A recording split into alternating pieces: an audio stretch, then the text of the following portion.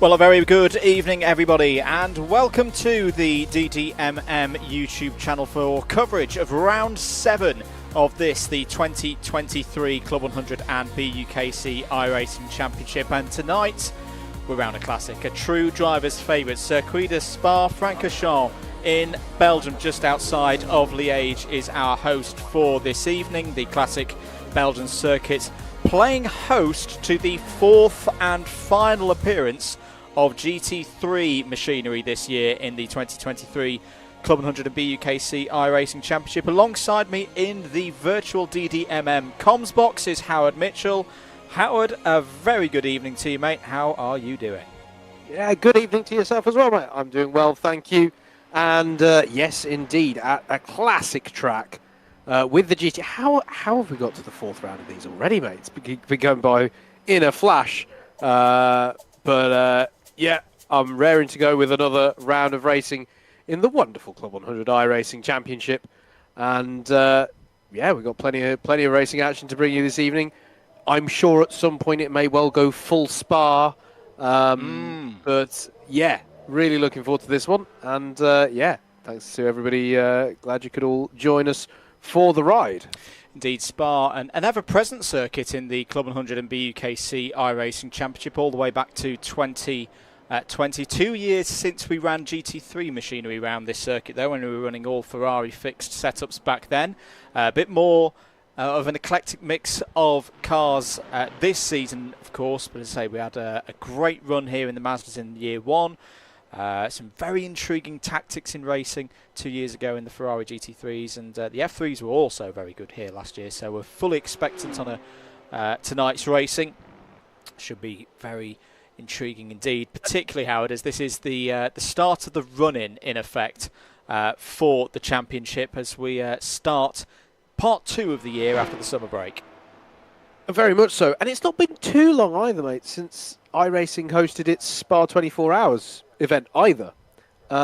So yeah, we are starting to move towards the business end of the season, and as you say, this track is a mainstay of the championship. GT3 machinery, which many people are well experienced in. We're in the fourth round of this, as you say, this vehicle type this season, and there was that Spa 24-hour event recently. I think we're in for a very competitive evening of racing here as we start to turn our attention towards the tail end of the season. Let's have a quick look at the championship scores then, as they stood at the end of, or before the summer break. This is on total points scored, so do consider that the drop scores available to the drivers haven't quite come into effect yet, but we're not far off that point. Sam Sanders has attended every single round and accumulated the most number of points so far, 567. Jack Eyre, in his first year in the championship, one of our British Pro Kart Endurance Championship drivers, is second on 558. Steve Hicks third on 554, actually tied at the moment with Cardiff University's Adam State. William Doyle fifth, Tim Penny sixth, who's had a very impressive first season as well. Cameron Watson seventh, Tom Dix eighth. But it's ninth place where we find, I think, probably our most intriguing driver so far in this season. Although I am looking through, I don't think he's actually here tonight, so that is going to answer a question straight away. Will Kieran Harrison continue his run of form where he's won the last 4 events? The answer is going to be no. No, he won't if he's not in qualifying, which is starting now. So Kieran will be using one of his dropped scores tonight, and has also didn't do round 1, so hence why he's a little bit further down the order at the moment. James Fremont in 10th place is leading into C2 at the moment. Sam Dimolo, David Whitehouse doing well as well there. Murray Adams, though, in a similar shape to Kieran, has got a couple of lower scores that he would expect to move off his scorecard by the end of the year. It's arguably the favourite at the moment. But qualifying, as you say, is underway. For those of you who are here for the first time, this is lone qualifying. Each of the drivers in the sim are basically in their own bubble universe of qualifying. Can't complain about traffic. Can't also be the beneficiary of any tows around the circuit, and that is going to be an important thing as we go into racing later on tonight. But the job here in this qualifying session, Howard, get as quick a time as possible, because the first race of the night is one of our heat races. It's everybody together, all in one race, and if you can get in the top 16 of this timed qualifying session, you're putting yourself in a good spot to qualify automatically through to the A final if you can hold that position once we go into the heat race. Yeah, you certainly are, mate. This is we're using this heat format, which we've used a number of times this season, and I always quite like the fact that it sort of echoes what we see in the Club 100 Sprint Championship in the real world Club 100 karting Championship series. So it's sort of harks back to that quite nicely. But as you say, the top 16 in this first heat race is where you want to be, and you want to obviously try and maximise your chances of getting there in qualifying. We're watching James Fremont, by the way, who leads those Class 2 standings coming into this evening's racing, just going around his lap. But yeah, we're going to have that heat, and that's the first of 2 times we're going to see absolutely everybody together on track. Yep. And then we will have that B final of those who haven't finished in the top 16. There'll be a promotion opportunity from that B final to the back of the A final grid. Again, anyone who follows Club 100 Senior Sprint Series, or actually Club 100 Sprint Series in general, will be very familiar with that as a concept. Then it'll be the A final, and then we're going to have a super final where we throw everybody together. It's going to be a lot of fun. It is indeed, and the super final will have 40 minutes and a pit stop involved as well for the drivers in that one. I think we've got 24 drivers in the lobby at the moment on board with James Fremont. So everyone who's out there, who went straight out there, will be coming to the end of their first flying lap, will they not, if I've got things correct? Yes, because we're starting to see some lap times coming in. Ross Deal, great to have Ross back. Started the season very, very well in the double event at Okayama and Daytona. Did have pole position, but has been beaten by Garrett Berry, the in real life French Formula 4 Championship driver who joined when we had the F4s out at Magny-Cours earlier in the summer. Goes to pole position in the Mercedes, 2 minutes 16.5. Car choice very intriguing tonight, Howard. There are a number of drivers who played their Joker. So of all the Grand Prix, the GT3 cars allowed in our championship, the Ferrari, the BMW, the Mercedes, the Porsche, and the Lamborghini. I feel like I'm forgetting one, possibly. Audi. The Audi, thank you very much. Drivers are allowed one free change of that. A number of drivers used that when we were at Silverstone last time out, because that was the first race after the public iRacing season change. A lot of people went Porsche because the Porsche was very good on BOP at the time. It was a good all-rounder. Apart from here, because it's very much a power circuit and a straight-line speed circuit, interesting that Garrett's gone for the Mercedes, because that, at least in the public lobbies for races around here, seems to be the weapon of choice. Yeah, it just seems to have that grunt, doesn't it, on what is a circuit with a lot of throttle time, a lot of straights. So it's an interesting one, how that sort of played into things for these car changes, as you say.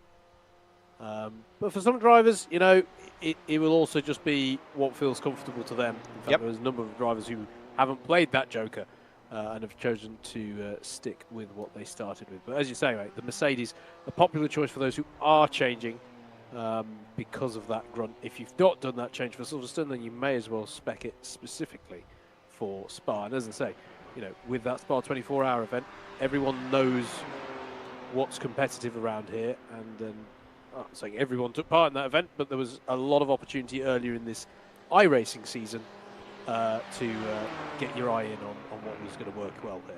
And as David Whitehouse, Motorsport Magpies, noted in the chat, this is the last GT3 round of the year, so you may as well, if you want to, use that Joker. Here's Tom Edwards, hasn't completed a flying lap yet, has been in good form recently. Let's see where Edwards goes in the standings. The Class 1 driver denoted by the red number boards goes up to 5th place. Here is Murray Adams coming round. Big lap this for Murray, and goes to 8th place.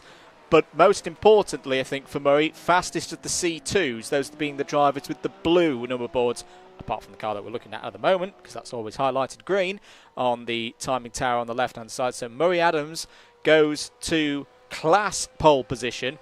Also going to give a big shout out and a welcome to the CLUB100 iRacing fraternity. Seb Algieri, very accomplished driver in his own right, races more in the BPEC championship these days, but does have a long CLUB100 and BUKC history. In fact, he's a driver who's got all three. Is a C3 novice for tonight and has gone to pole position of those novices, 16th place overall. So it's Barry from State, your front row at the moment. Deal and Hart's row 2, Sanders and Edwards row 3, Hicks and Dix on row 4. And it looks like it's Murray Adams and Cameron Watson completing the top 10. Good qualifying so far as well for for Andrew Dawson. Has gone to 11th overall, second of the C2s. David Whitehouse. We're not mentioning LMDHs tonight. No rogue van walls in this lobby, thank you very much. If you're not sure what that's about, that's all to do with our efforts on the Le Mans 24 Hours. Unofficial, not the Le Mans 24 Hours. Don't shout at us, certain licence holders. The 1,440 minutes of Lassard. Thank you very much. Well, we didn't do 1,440 minutes, we did about half of that. Anyway, yes. No caddies doing RKO WWE wrestling manoeuvres here. On board now with Matt Hale in the Ferrorcia. A driver who does not have, well, I say the opportunity to change car. They all have a free choice. If they do want to go for a second one, it's a 5-point championship penalty. At the moment, only one driver has incurred one of those 5 points championship penalties, and that's Tom Dix. So Matt has chosen to stick with the Porsche, which he went to at Silverstone. But, and are we aligned? It's Ferrorcia and not Porsche. The Ferrorcia, I think, just sounds... Ferrorcia. I immediately want a chocolate, but yes. See, I can't have any of those because... Oh, that's sorry, yes. Good point. Yes, the qualifying finishing up there. Not much changes, to be honest. And I'd say it's a very nice order at the moment. We've got the top 10 are all C1s. The next 6 are all C2s. Seb Algieri has done a very good Class 3 performance to stick at 17th, and then there's everybody else. Let's have a look at the grid in proper, though. Garrett Berry, pole position for the first race of the night. This is the heat race, remember. Job for this one for all the drivers, quite simple. Qualify, finish in the top 16 of this race, and you'll be through to the A final. So it's Berry and Adam State on the front row, Ross Deal and Mike Hart on row number 2, Charlie Summers and Sam Sanders row 3, Tom Edwards and Steve Hicks on row 4, Cameron Watson and Tom Dix complete an all Class 1 for the Premier drivers, the more experienced drivers, all of them there in the top 5 rows. Murray Adams has pole position in C2 class, 11th place overall, and is joined by his teammate from the weekend in the DDMM Barnstormers efforts. Andrew Dawson is 12th on the grid. 13th is Craig Brown. Joining him on that row is Dan Gamblin. Matt Salmon and Sam Dimolo go from row number 8. Seb Algieri, first time in the championship. Big welcome to Seb, and has taken Class 3 pole position, 17th place overall, and is joined by James Fremont in Class 2 there on row 9. Matt Hale and Simon Delamere complete an all G3 Pro row number 10. Big thanks again to G3 Pro, one of our main sponsors for this year's championship. Jack Eyre, interestingly, did not get a lap time in, so second place in the championship, starts this race from the 11th row of the grid alongside a returning Jay Elliott. Great to have Jay back with us. Richard Sanders and David Whitehouse also did not complete laps, and they will complete the 24 kart field there on row number 12. Car's ready then behind the safety car. We will of course go around the last chicane and then have a rolling start for this, the first race of the evening. And as Andrew says, the top 16 is where you want to be. So Berry pulls away. Not a lot of time, not a lot of distance for the drivers to get heat into their tyres. They start the rolling up. just on the far side of Blanchimont corner. They'll go into the bus stop. The pace car will pull to driver's left. And away we will go for 9 laps here of Spa-Francorchamps. First heat of the night. Great to have you with us here on the DDMM YouTube channel. Do let us know who you're supporting in the chat. We're ready to go racing then for round 7 of this year's CLUB100 BUKC iRacing Championship. Away goes Garrett Berry into the first couple of corners. Now note, I paused there because I thought I saw the brakes going on Berry's car. I think that was an okay start for me. Down the inside for second place, Ross Deal alongside Adam State is going to take that second place. I think there was a little bit of bunching further back in the order there, Howard. I think a couple of drivers maybe from the 4th, 5th row of the grid weren't expecting Garrett Berry to hold the start there, but that start looked good to me. The thing that they don't want to do is jump the start, then stop and cause a concertina, and I would say that that was not the case there. Yeah, absolutely. That was on the whole pretty neat, I think, as Ross Deal and Adam State are battling away there at the end as they go into Le Com. And that goes the way of Ross Deal for now. So nice little move at the start there. I think on the whole, Andrew, they've got away nice and cleanly there. They have indeed. Everybody's still running, it would seem. All 24 cars heading over the far side of the circuit now cascading downhill through the Bruxelles hairpin, through the Jackie X corner. It's not called No Name anymore because they've given it a name. Into Pouon. This is a good start for Berry, particularly with Ross Deal. Interesting championship scenario for Ross Deal. Big opportunity with no Kieran Harrison here tonight. But for Ross Deal, he's effectively used all of his drop scores already. Of the 6 rounds that have taken place so far, he's only attended 3. So every single score counts for Ross Deal. Our round 1 winner. Bit of a moment there, it would seem, for Matt Salmon. Is going slowly there through the Fanny chicane. That's beautifully done round the outside by Jack Eyre, up into 14th place. Started from the rear end of the field, and the Class 1 driver is coming through the order. Yeah, good start, and it's what he needed, Andrew, after that difficult qualifying. Tom Edwards looks to have gone back slightly, though. Jack is no longer the lowest positioned of the Class 1 runners, so good start for Jack. What he needed, as you say, second in the championship. As look at this, move for second place at the end of lap number 1. That is Adam State putting the move back again, but Ross Deal's going to try and prise open a gap to give him an opportunity back into La Source on the second lap.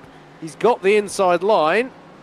He's just got to be slightly bolder on braking. This is a beautiful little battle as well. And Mike Hart, Andrew, is nipping at their ankles, ready for any opportunity. Yeah, Mike Hart's had a bit of an up and down season so far in 2023, but this is a good chance for him there in P4. Sam Sanders, championship leader, who sat behind in the Audi there. The light blue and white liveried Audi P5 on board now with Adam State going down the Kemmel Straight. Ross Deal will sit to the inside.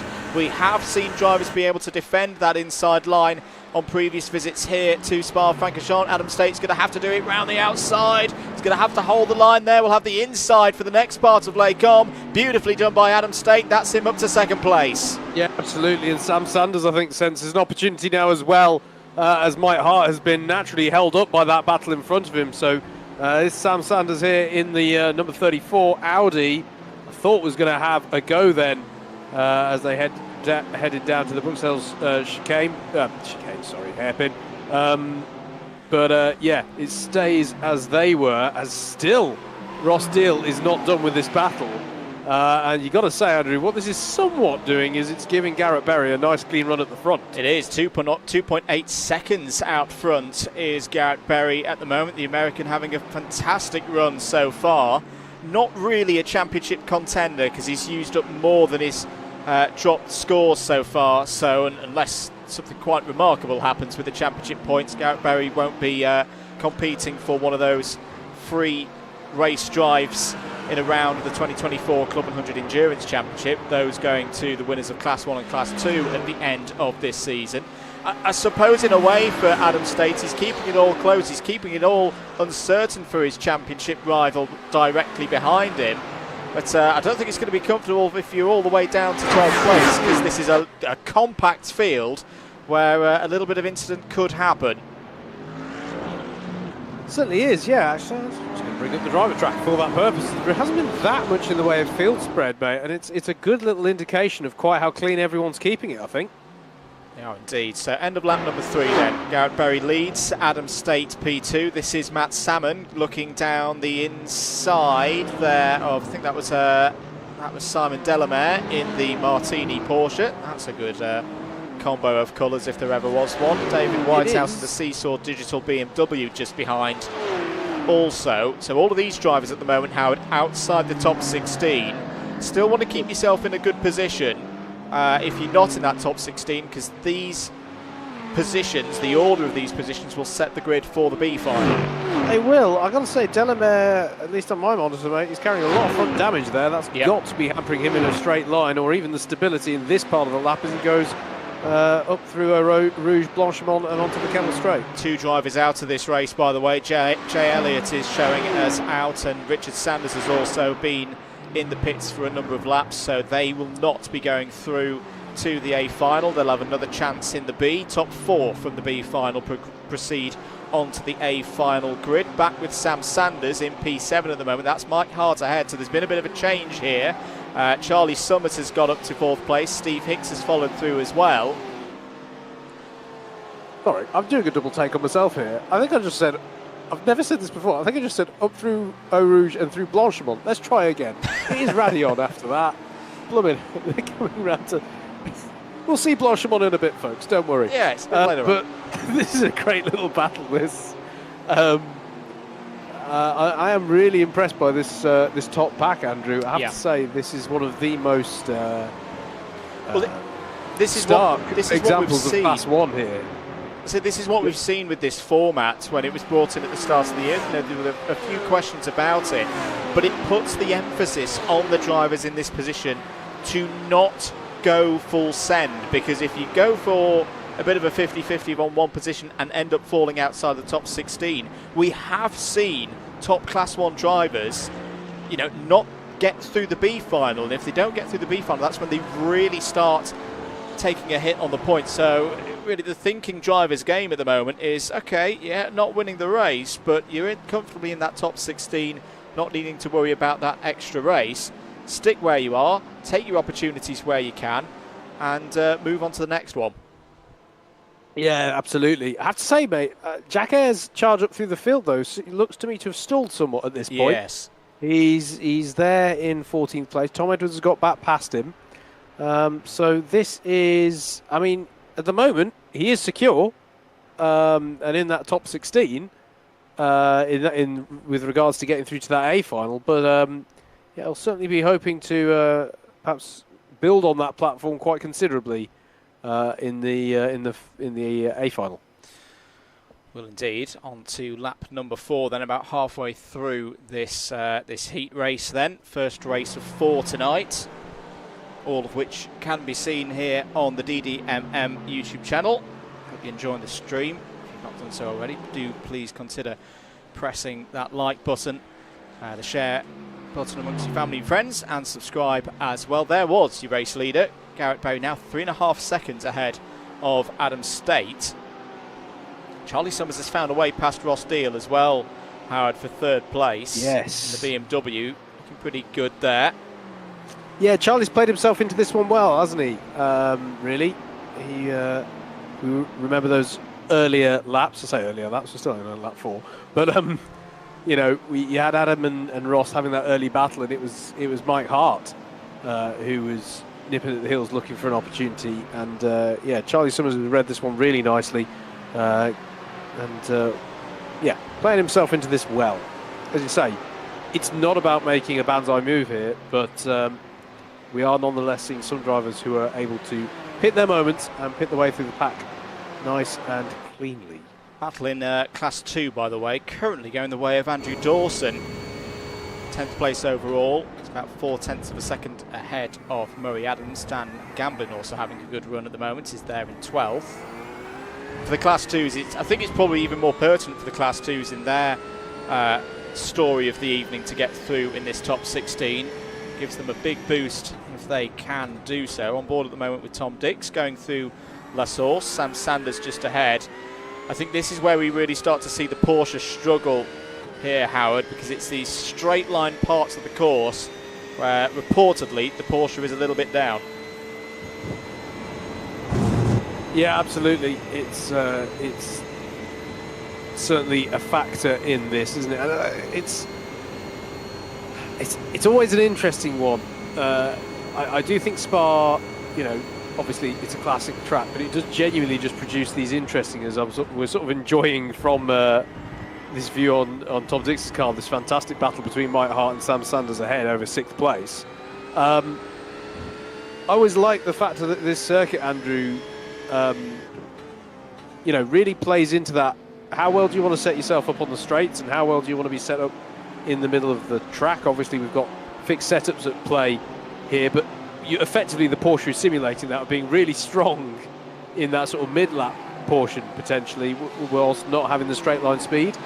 And it's one of the reasons why Spa is used within sports car racing as that sort of setup track for Le Mans, because they both have that same characteristic of really long straights, but how far can you push the lack of dragginess, for want of a more technical term, on those straights without giving up so much grip when you need it that you end up throwing the car off. It's one of the fun aspects of this track. Is indeed. Halfway through this race now. It's definitely settled into a bit of a rhythm here. Just looking a bit further down at what the scenario is for 16th place at the moment. It's good for Craig Brown. He's got a good record round here. He's the driver holding that 16th spot, but crucially 5.5 seconds ahead of the next driver behind, which is James Fairmont. So Craig Brown, I think, can very much just play himself through this, not risk too much. As I say, it's not a lot of worth of trying to gain 15th place ahead Matt Hale or get nothing, because saying that spot in the A final is going to come with a lot of points, even just by simply being there. Berry's still leading though, 4.2 seconds out ahead of Adam State.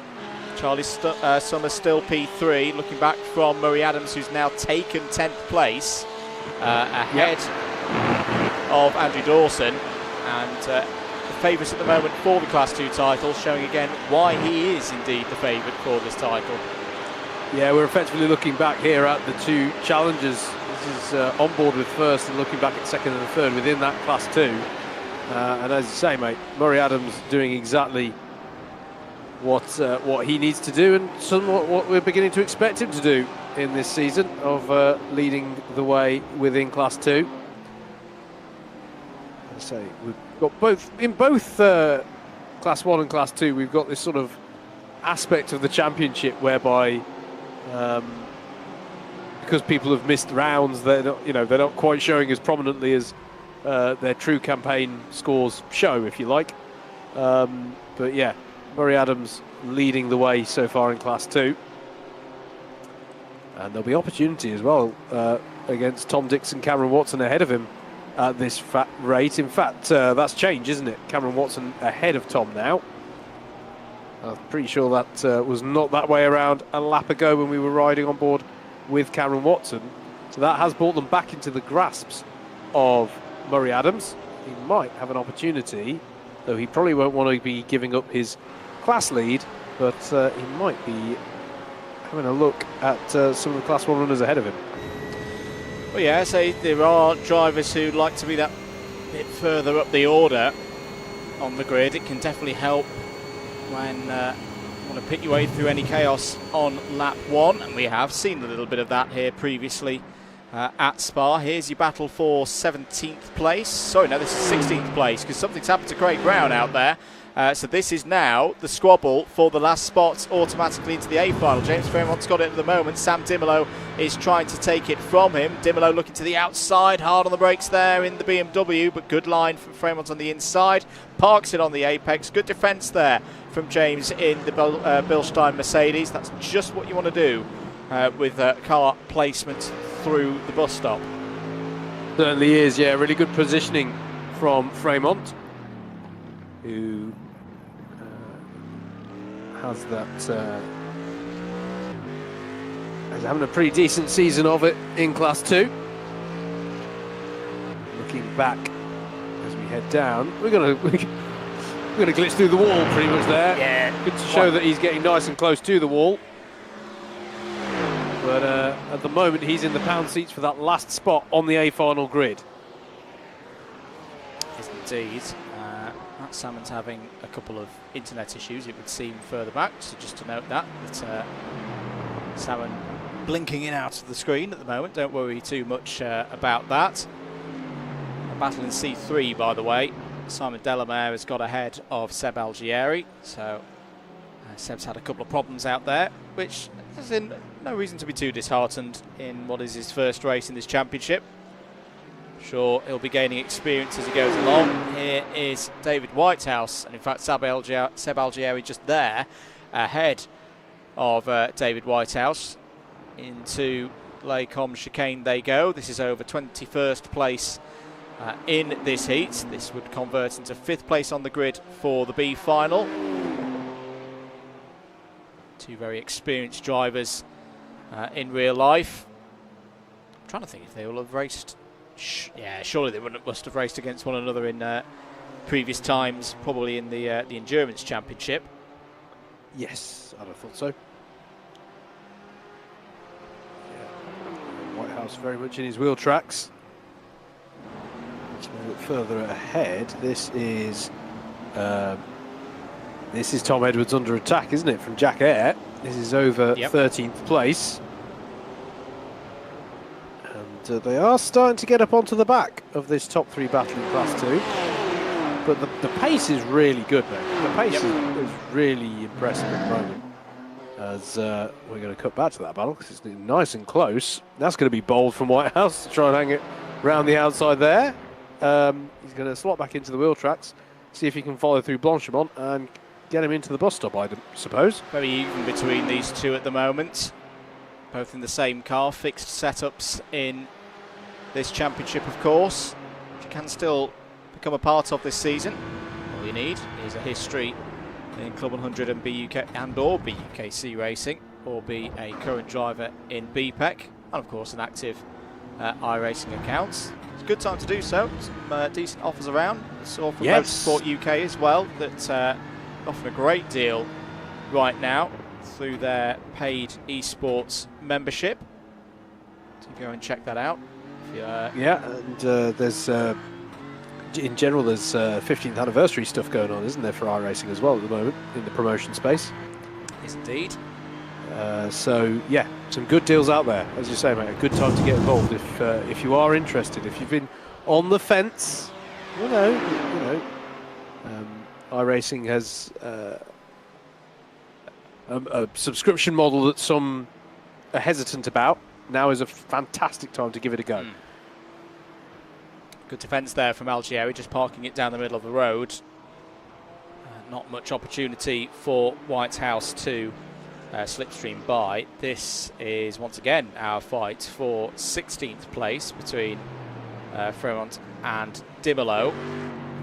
This is where it gets really nervy if you're James Fremont, because that distance there as Sam Dimolo has a bit of an attack, and I think it's just trying to put James Fremont off the road at the moment in terms of almost psychologically overtaking before he's actually managed to find a way through. I have to say I've done what I think I just saw there quite a bit myself, where into that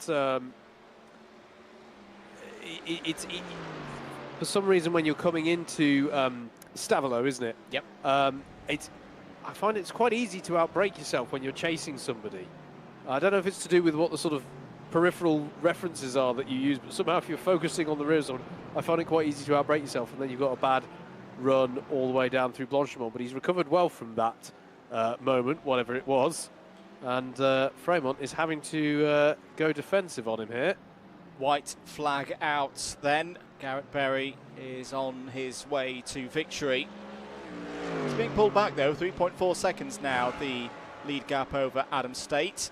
This is the key battle that we're looking at, because it's the last spot into the A final automatically. 16th place, good run for both Fremont and Dimolo there onto the Kemmel straight. There is Matt Hale. No, that's not Matt Hale because that was an Audi.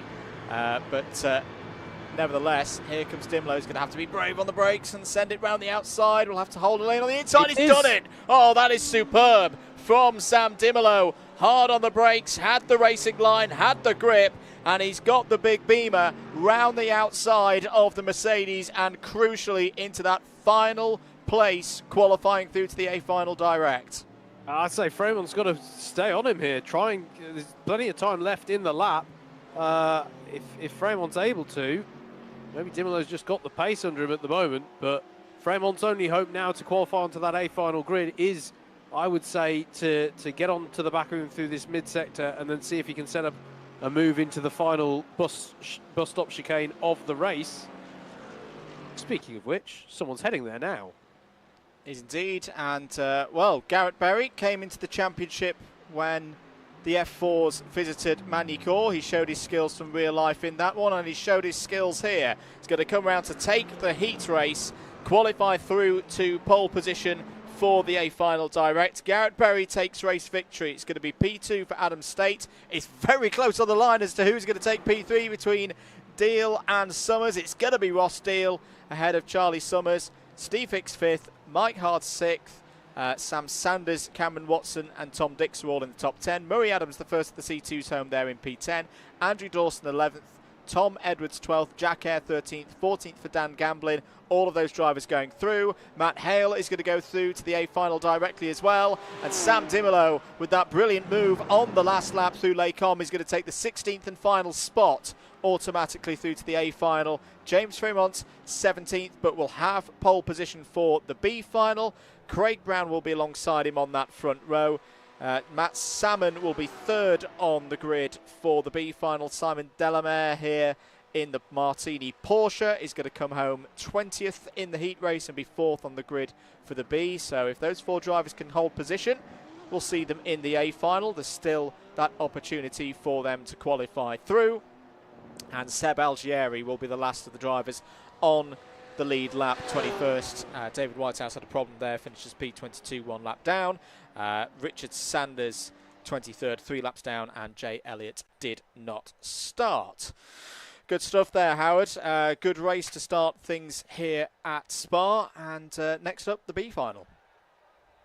Absolutely. Going to be interesting, this one. We're going to be able to focus on some of the drivers who maybe weren't able to look at quite so much in that earlier race.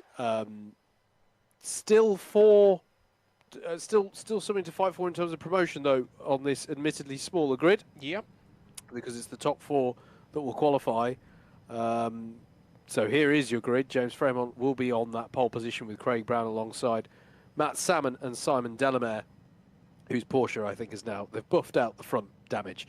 Seb Algieri and David Whitehouse are row 3, and Richard Sanders and Jay Elliott are your 4th row of the grid. I have to say, this is going to be Nice. Nice? Not the French city of Nice. Niche. But the front damage on Delamere's car last race on that Porsche, even though it's a Porsche, it's looked so crumpled at the front, it was automatically making me think of the Mercedes CLK GTR, which is quite an old reference, but you know how that sort of had that sort of quite steep slanted nose at the front. That was just me, maybe. But there you go. It's a Porsche now, undeniably so. Once again, the 911, open brackets, 912, closed brackets. What are we actually supposed to say? But the newer 911 that's been updated on the iRacing service recently, that's quite good fun to drive, to be fair. I've been having some fun in that. Getting ready then, 9 laps for the B final. Top 4 go through into the A final. All bit of confusion there. So I think P2, Craig Brown went a little bit early, and that's going to be 3 wide as they go into the first corner. Oh, there's contact there involving Salmon and Algieri and Delamere on the outside that all got a little bit pinball in the middle as they went through La Source. But good start for James Fremont from pole position.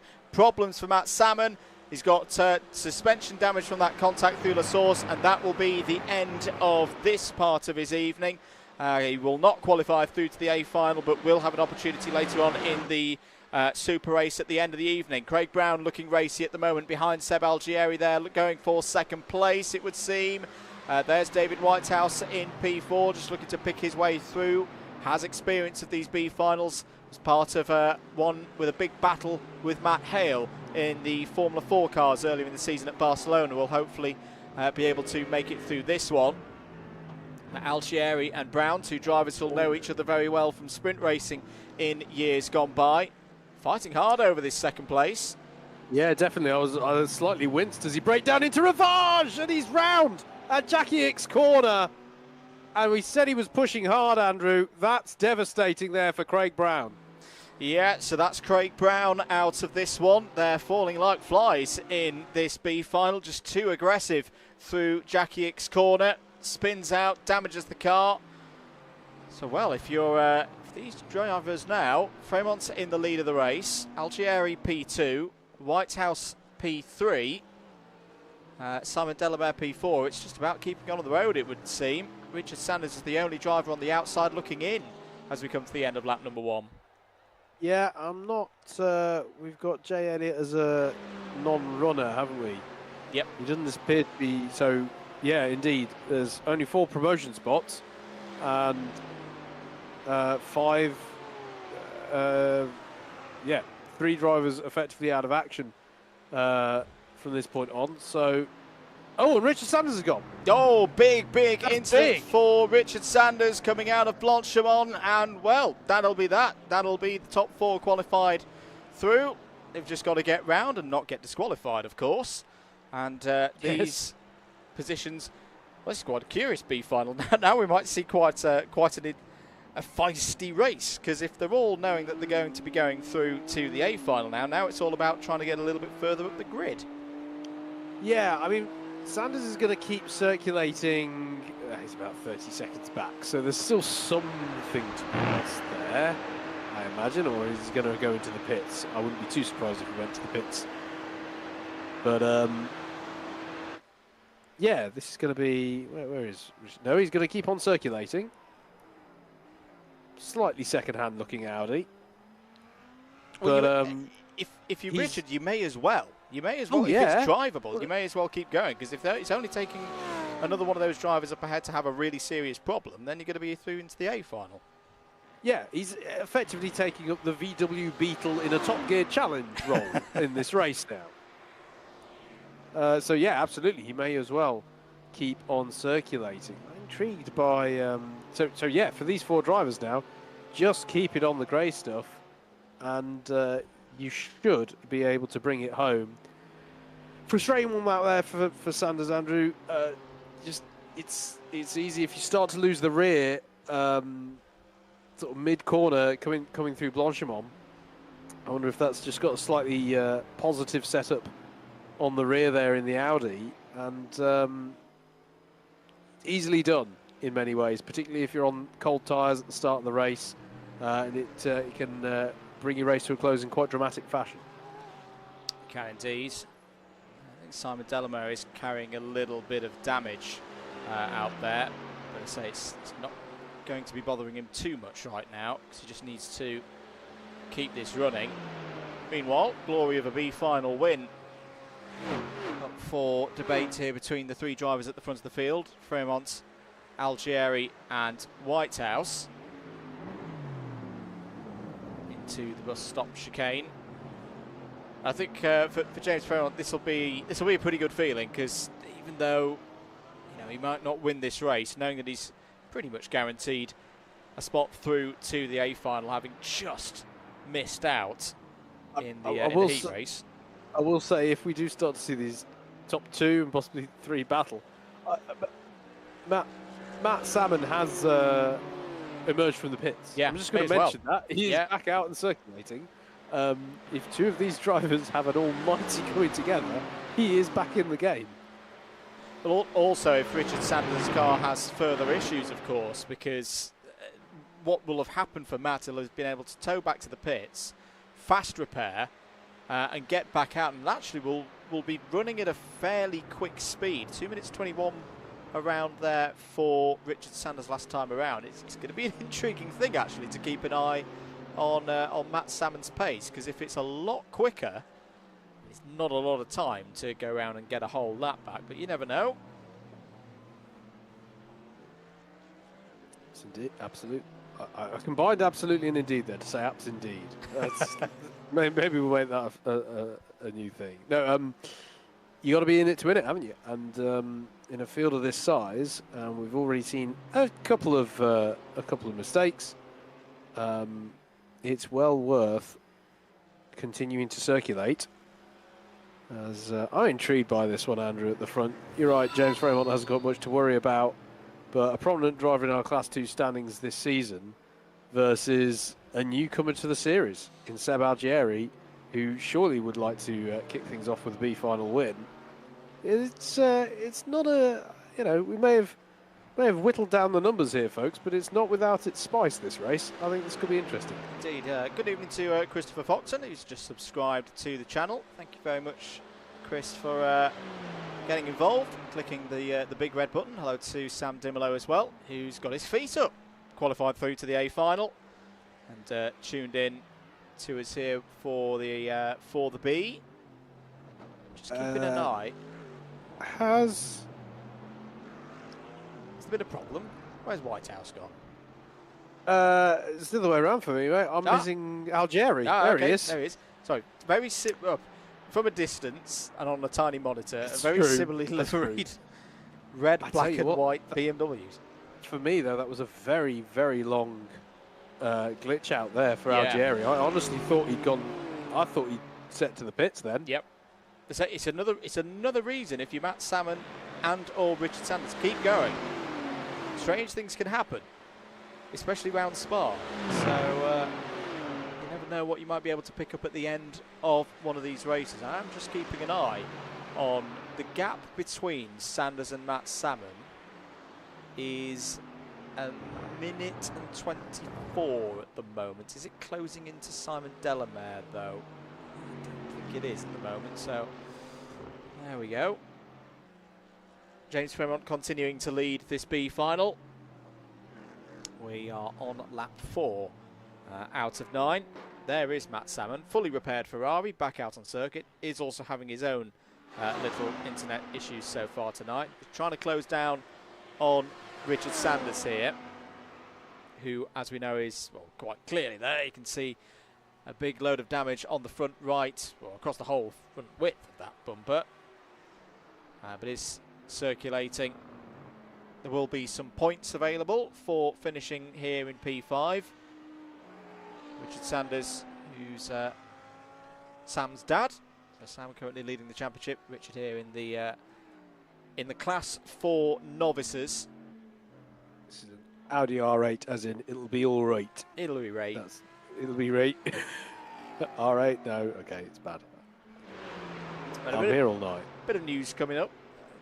Things have already started in earnest for the 2024 championship. Discussion of potentially 4 classes for next year.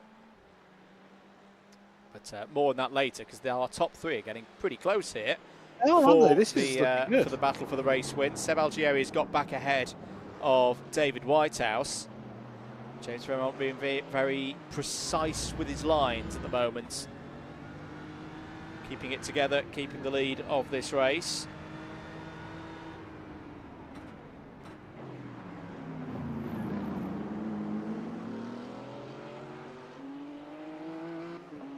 More commentary coming up later in the week. TDMM commentary at Shennington this weekend over on the Alpha Live YouTube channel. Final race meeting of the year for the Super 1 Karting Championships. A number of championships on the line. It'd be great to have you with us there. I'm sure you've got our friends over at Alpha Live followed on all of their pages. All of that business. The stream will be starting, I think, around 10 o'clock, as it normally does. It should be a very exciting day of racing. More plans afoot as well for further evenings over on Gran Turismo 7 for the Kirith GT Creator Series as well, which will be broadcasting here live on the channel.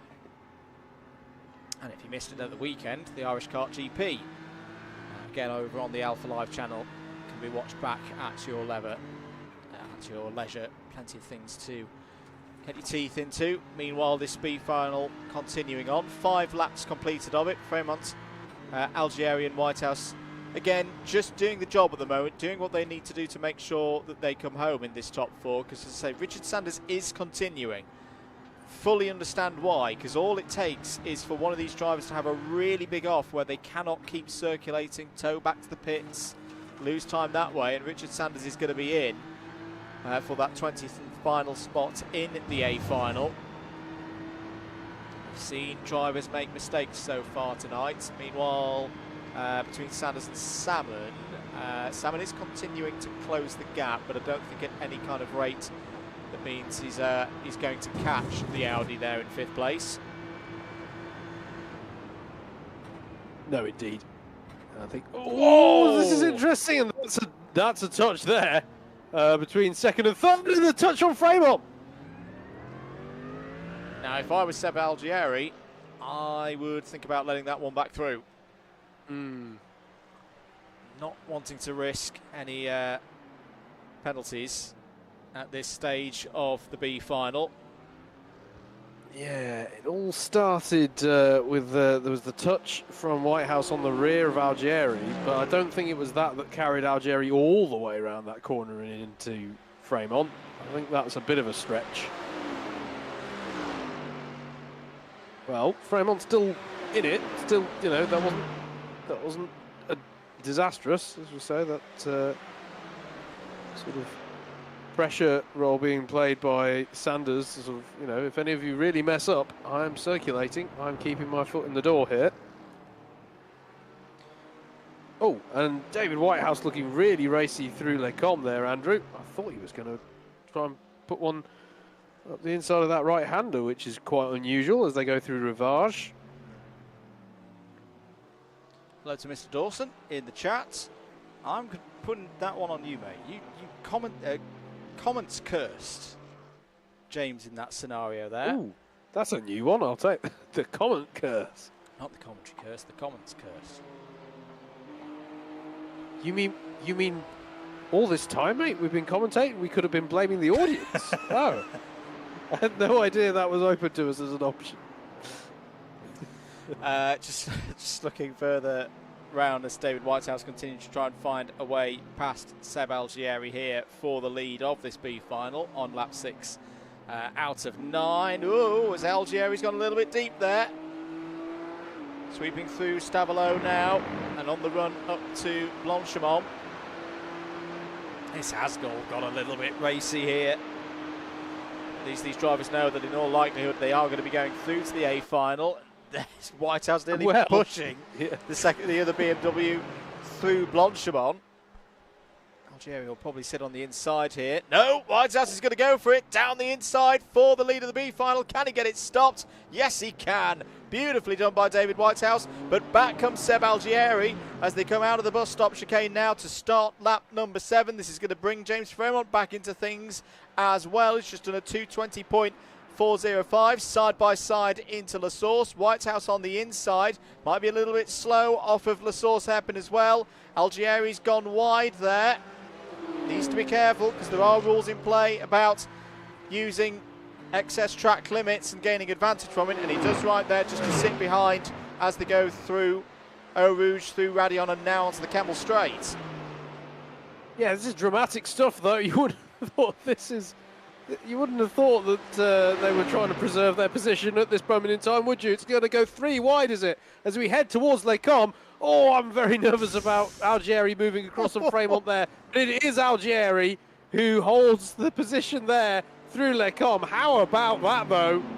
You may have been worried with the small grid size, folks, that we've been denied action, but it just hasn't happened.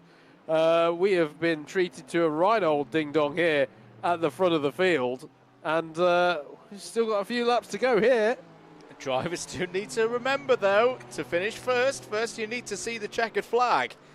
That's the same for any of those 4 places to go through to the A final. This driver's taking things nice and calm, very sensibly indeed. Well done, Simon Delamere. He's is probably the most likely of all four, I'd say, at the moment, to be going through to the A final. There's Richard Sanders continuing on.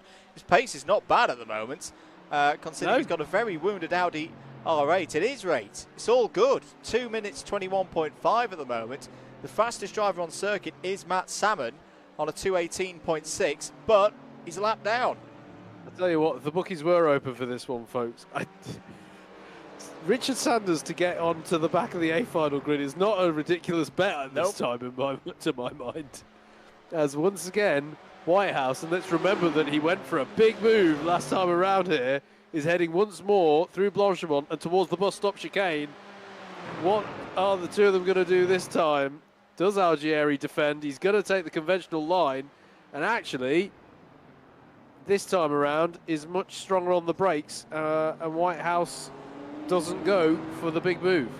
Doesn't indeed. Maybe just held back there, knowing that the best opportunity is the end of the Kemmel Straight, and it's one of the great things I think about this circuit, with that nature of the run up through Eau Rouge and Radion and the amount of grip that these cars have, that you are thinking right here through La Source about setting up your move into Les Combes. I think Whitehouse is going to be a little bit far back this time. He needs a really good run up through Eau Rouge and Radion to get onto the tail of Algieri and have an opportunity. We've seen it's not necessarily all that easy to get through here on the Kemmel Straight. You've typically got to go around the outside on the entry to Les Combes. Yeah, absolutely. And that's... yeah, Algieri, I think... Oh, that's very strong Les Combes from Whitehouse, though. I was about to say Algieri's starting to get a march on them here, but that was a really strong Les Combes from Whitehouse. He really seems to like that part of the lap. Does indeed. Needs to keep this going, though. Probably the best opportunity after this point is going to be up at the bus stop, and we've already seen Whitehouse be strong on the brakes through there on the penultimate lap of this B final. Got to keep reminding ourselves that these drivers are pretty much guaranteed a way through. It's true. Don't wreck it now, boys. I was going to say, I'm going to try and avoid using the word guaranteed, though. Just something about their something about the body language of the cars, mate. It's not making me feel like saying guaranteed. Whitehouse down the inside, nearly rubbing fender to fender there with Algieri. To be fair to Seb, he left him enough space on the inside there. Great racing between these two. We've pretty much been doing this the whole evening so far, because they were side by side a lot through the heat race as well. And at the moment they're going to be side by side on the grid for the A final. The way you're going to try next? I think the second half of the Fania chicane is where I'll go for the lead of the race. Why not? Why not? Goodness me, this is an interesting one. Still one lap to go after this. How does it go this time? This time, Whitehouse is on the outside, but they're a little bit more even Stevens on the braking phase. At least the later part of the braking phase. Here we go then, on to the last lap. It's theirs to lose on the promotion into the A final. The top four will make it through. But Whitehouse wants the win, I think, Andrew. If he can keep a lane round the outside, he's going to have a run there to Eau Rouge. Beautifully done by David Whitehouse. Knew that if he carried the speed and had his nose alongside, that Seb Algieri would have to give him room round the outside. Takes the position, but is now going to have to deal with giving a slipstream to Seb Algieri. Whitehouse has got to drive it down the inside here and force Algieri to go round the outside and be brave on the brakes into Les Combes. We have seen overtakes be done round here so far this evening. Can Seb Algieri get his lane alongside to get through? And Whitehouse is going to be very close between the two of them. Whitehouse just gives him enough room. There's a bit of oversteer, a snap of oversteer, and I think this time, finally, David Whitehouse has found a way past Seb Algieri. And I wonder if James Fremont really wanted to catch up to this battle. He has, but when you've got the promotion spot on the line, I can sort of see how that might not be what he wanted. But a little bit of an opportunity is opened for him here on Seb Algieri. How's this going to go, though? I do think... Oh, David's gone! No, David Whitehouse has crashed! I think he just lost the rear end on the entry to Pouhon, and now he's got to keep going. Is there a significant... Oh, there is significant damage. There's a lot of damage. There's engine damage. Can that car now get to the end of this lap in the top 4? This is the scenario. This is why Richard Sanders, there he is, coming through ACOM now in his damaged Audi R8. This is why he's been continuing on for the last 8.5 laps, because David Whitehouse, with a win in the B final on the line, has potentially thrown it away. This is giving me a reminder, mate, back to our first ever special event run. He's just got to get, the engine's clearly gone, but he's just got to get it back to the pits and he'll be okay. Yeah, he's about to be passed by Delamere. Delamere will inherit 3rd place. Algieri is going to come around and take the win ahead of James Fremont. I think the shocking thing for me, Andrew, is it was an unforced error. We were thinking contact might befall these guys, and it was just pushing so hard through Pouhon. Delamere is going to come through. I think Whitehouse is going to do it, mate. But my goodness, did he give himself a scare on the way to it. Here is Delamere, who rounds out the podium, and they're smoking across the line in the weirdest promotion I've ever seen. It is David Whitehouse. He never does things simply, does our Dave? But there he is. He's across the line. He's in the top 4. Oh, you've got a feel for Richard Sanders in a way, because apart from one corner, one exit of Blanchimont, he did everything right and he would have been there in the top 4. He carried on.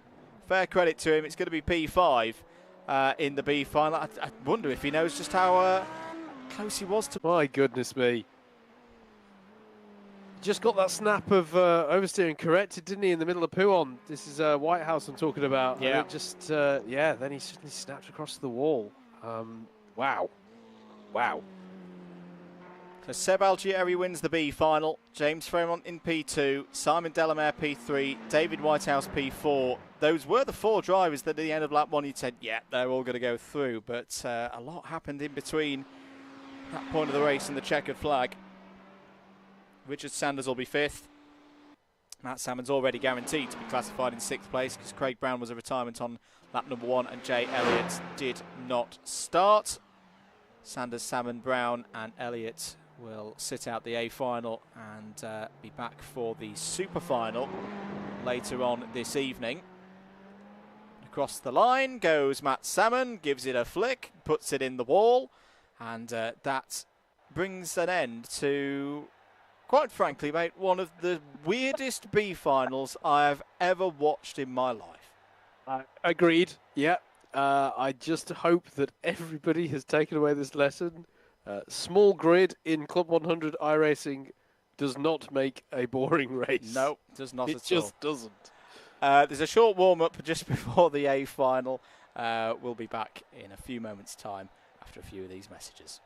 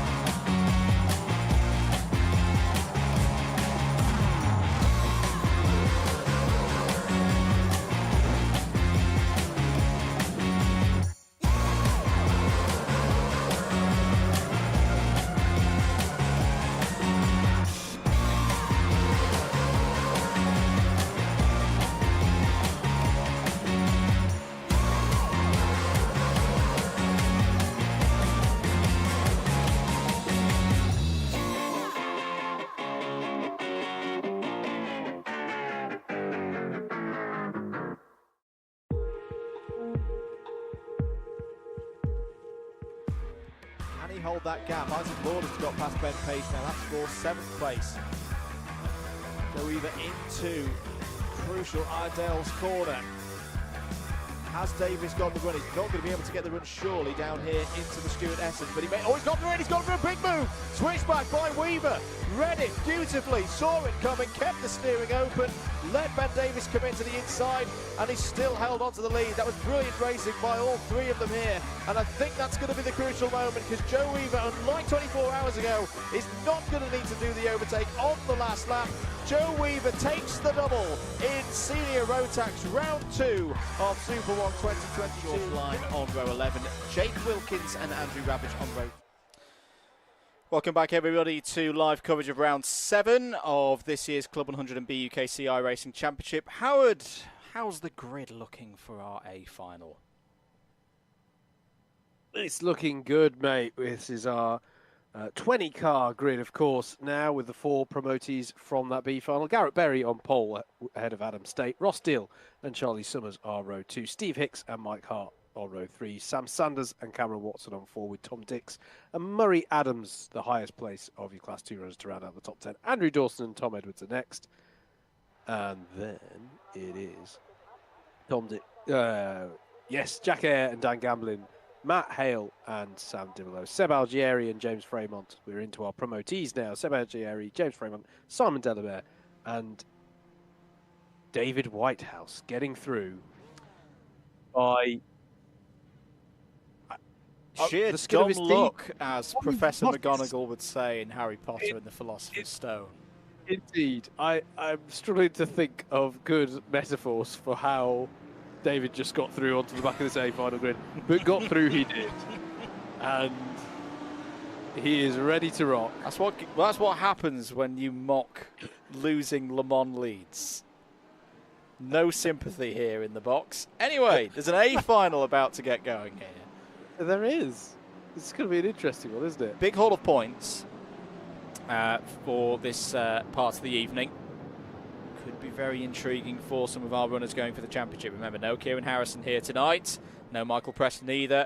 Garrett Berry will lead us to the line, keeps the pace steady, can hold it, and then go. And that was a pretty good one from Garrett Berry. He's got the jump on the rest of the field, nearly 3 wide as we run towards La Source. We've seen that not go particularly well for drivers in the past. Are they all going to get through? There's a bit of contact in the middle there. I think Tom Dix and Ross Deal are involved, Mike Hart as well, but I think, well, a couple of fender plates being knocked off, everybody running down towards Eau Rouge then for the first time, but that was another very good start, Howard, for Garrett Berry, getting the advantage.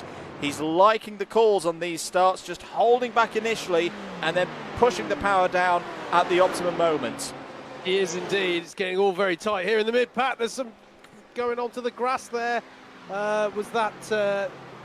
who was that? Was that Dan Gamblin touching the grass there briefly? It was. We've got a slow-moving Sam Dimolo at the back of the pack as well. I think Sam was just looking at that ahead and went, nope, not having any part of that. Just back off completely. Yes, slow-moving by dipping the throttle out of preservation.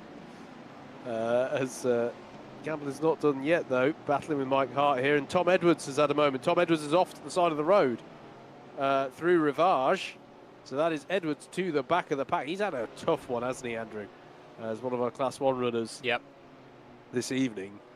He's now got it all to do. Right to Chris Hansen, who's not able to race with us tonight, but is watching. Hope you're doing well, mate.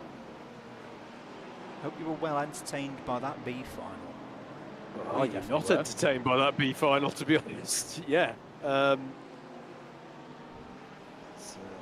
At this mid-pack, we're actually looking at Jack Eyre again, who once again, Andrew, well, this is the key thing, isn't it? He's got to build on what he got in that first heat and try and work his way back into this, because at the moment it has not been a round to savour.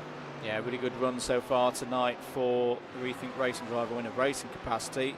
We'll probably have some questions for what happened there in qualifying. That was a really good move past Andrew Dawson, who's running a little bit wide there. We'll pick up at least a 1x. For that. Matt Hale's now having a look at Andrew Dawson's Gulf liveried BMW. And that's been a cracking start as well for Seb Algieri, up to 13th place at the end of lap number 1.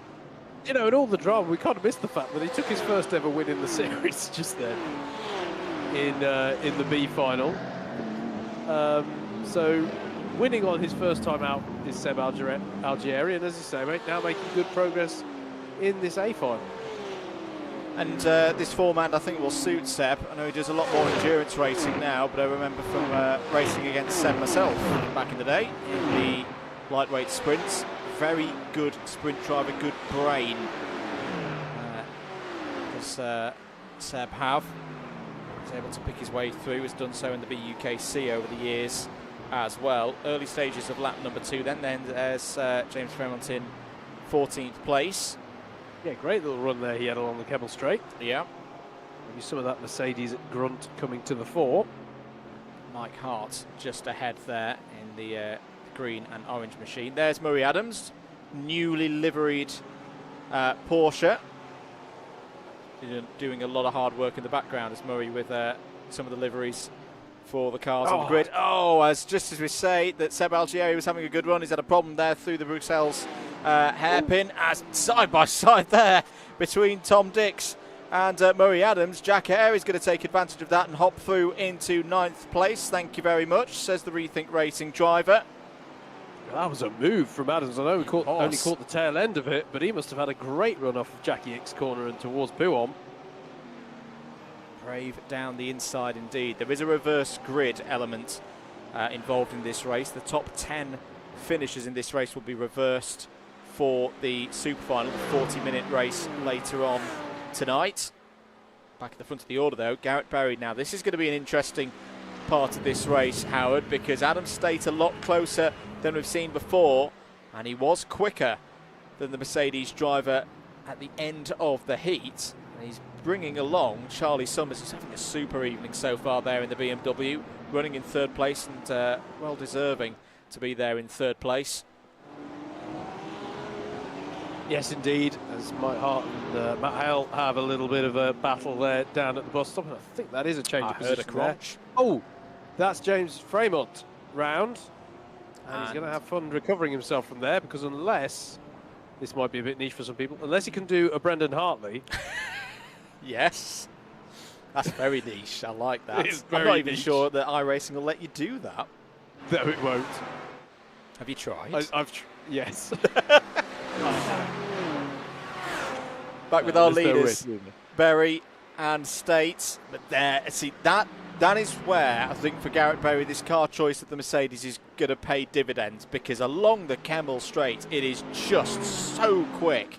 It's going to be very hard for Adam State to find a way through along what you would think is the easiest part of the circuit to overtake. It's a big, long straight after a sequence of high-speed corners.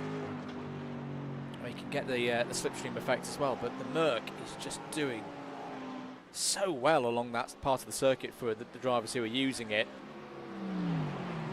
Might need to be something a little bit unconventional for Adam State to find his way into the lead of this one. Good to see that Adam is back on form though.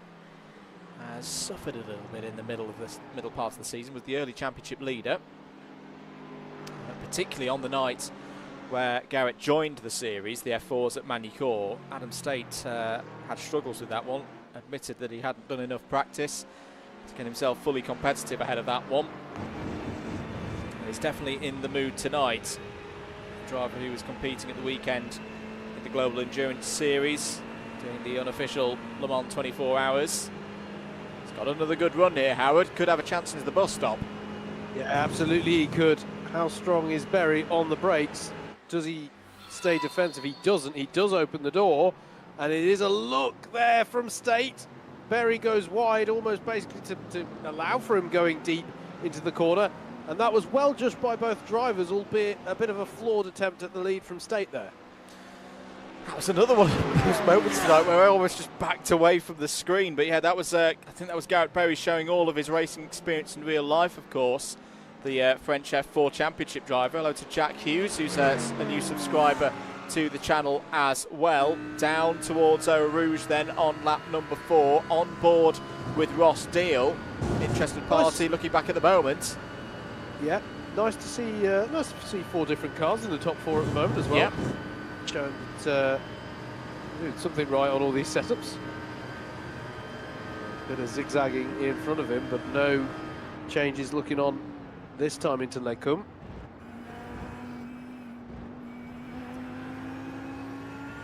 Through towards the Bruxelles hairpin to look a little bit further down the order. Class 2 battle. There's Andrew Dawson, and there's Murray Adams, 1 and 2 at the moment in Class 2. Yeah, nice close little battle at the front of both of our classes at the moment. Bit of damage, it looks, to the back of Adams's Porsche there. Yep. Doesn't seem to be affecting his speed too much, though. No. The only thing I would worry about is whether it's affecting his stability through a corner, much like the one he's about to go through. He seems to be carrying plenty of speed through there.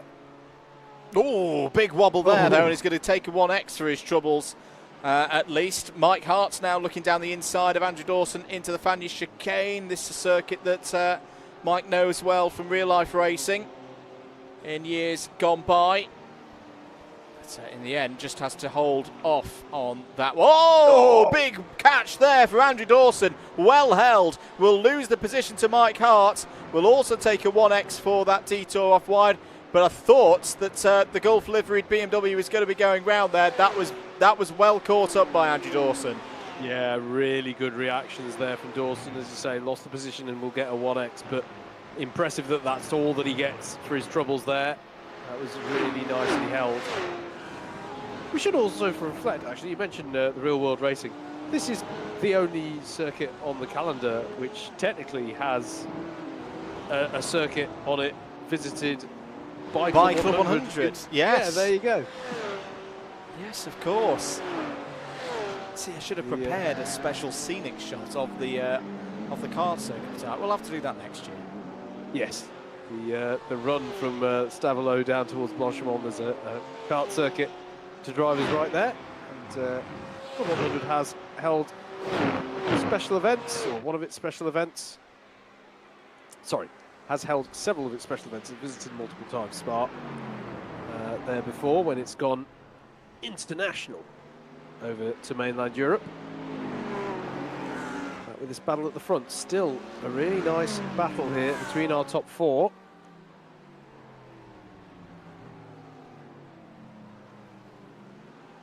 Plenty of time to go with this as well, mate. Got the still only just past half distance here in this one. Don't forget, even though that we've got this A final going on, this is not the last of our racing action by any stretch of the imagination. We've got the nice big super final after this, and that will introduce pit stops because we just haven't got enough.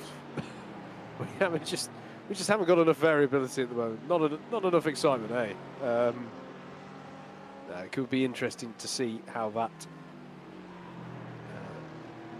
shakes up the order with pit stops. Obviously important to nail your pit entries, pit exits, and all of that.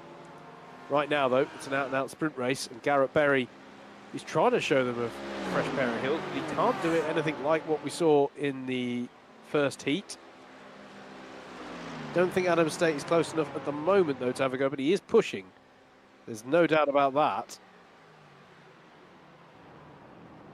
This is actually the closest battle on track for the most part, although there is this good battle going on over 5th place that we pan back to here. Steve Hicks chasing Sam Sanders, and Cameron Watson is right there with them as well. Jack Eyre has got up the field a little bit, up to 8th place. Trying to work his way back into the evening's proceedings.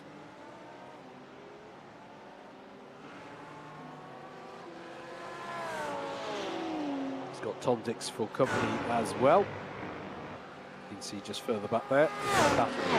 Over 8th place. Here we go, though. Lead battle down the Kemmel Straight. Adam State's got a decent run here, and Berry's going to have to go defensive to the inside. Still, Summers not too far behind as well, and round the outside is going to go State. Can he make that one stick? He's going to have the inside line for the next part of Les Cum, but it's still going to be Berry just as they file out of there through the right-hander. How about down towards Rivage? This is brilliant stuff. And now Summers and Deal are having to go at it behind them as well as everything closes up in this pack. somehow they're still in the same order that they started the lap, but this has been a brilliant sequence of corners, and that's wide for State, and it's going to allow Summers surely to get up the inside ahead of Pouant, and indeed he does. Brilliantly judged there by Charlie Summers, and gets himself up into second place. Now, does that little battle give Berry the breathing room he needs to push just that little bit harder in the middle sector of the lap? Ross Deal having a look for any opportunity on Adam State. Brilliant driving between these four drivers. Fantastic racing room showed. And once again, well read by Charlie Summers. Can they keep Garrett Berry honest, or is this the breakaway opportunity that the driver of the number 18 needed to get away? You'll have good grunt from that Mercedes AMG GT3 through this part of the lap and the start of the next lap. This could be the opportunity, after what looked like an opportunity for Adam State to take the lead away. In fact, for a few meters, he did take the lead away. Can Adam State have a look into the bus stop chicane? No, he can't. And no, they do look to still be keeping Berry honest. This is going to run and run, this one, I think. Got to give it to Charlie Summers there. He could have so easily panicked when Ross Steele was trying to go around the outside through Bruxelles and potentially lose that third place. And he just kept his car in the right position, squeezed out the opportunity for Ross Steele, put him back in fourth place, and then took advantage of that mistake from Adam State. Now, it's going to be interesting here for me, mate, of what is the pace of the BMW like in a straight line? Is that the car that you need to be in to go around the outside of the Mercedes? Has the Ferrari been suffering with straight line speed a little bit? Here we're going to find out now. Berry doesn't need to defend this time with 2 laps to go after this one. I don't think this is done, and if these chasing 3 can work together, they're going to reel that Mercedes back in. Yeah, agreed. It's, I don't think we're done yet. We cut back to a battle between Tom Edwards and Matt Hale. A recovering Tom Edwards, don't forget, is out on the out to driver's left partway through Rivage on the first lap. Didn't actually see what caused that, just saw the end of it.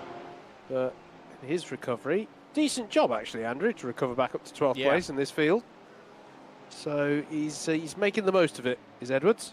Yeah, he's doing a really, really nice job out there, is Tom Edwards. So the speed, so not all necessarily always had the best of luck, but his speed has been properly good so far this season. On board now with Adam State.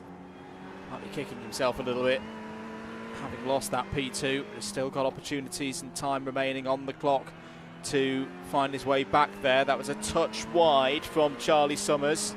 As they go up the hill now through Stavelot and towards Blanchemont. This is going to be a good opportunity here for Adam State. He's right in the toe tracks of the BMW ahead.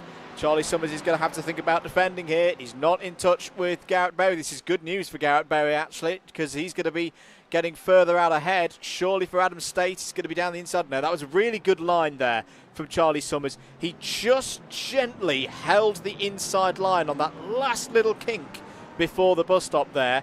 Closed off an attempt from Adam State to go down the inside. Very smart driving once again from Summers. I agree, that was brilliant positioning. He was actually mid-track by the corner, but there's no way you could accuse him of weaving, of course. He just used that kink, as you say, on the way towards the bus stop, Andrew, to go, well, I'm on the inside here, and now I'm just going to drift out gently to mid-track, and it's just enough to deter anyone from making a move, because it wasn't obvious where he was going to go. That was really nicely judged there from Summers, and it was crucial, I think, for staving off an attack there. The question is, can he do anything about Garrett Berry ahead now? Can he indeed? This lap plus 1 more to go.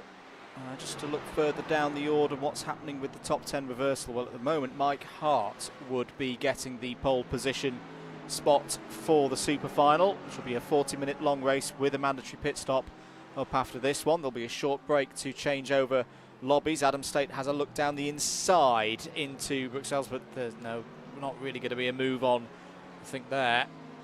Is he just trying to put Charlie Summers off here? I think they're making the calculation that, there's a lap and a half to go here. Although the gap is relatively small, I think they might be making the calculation that go, you know what, Berry's probably got this. Yep.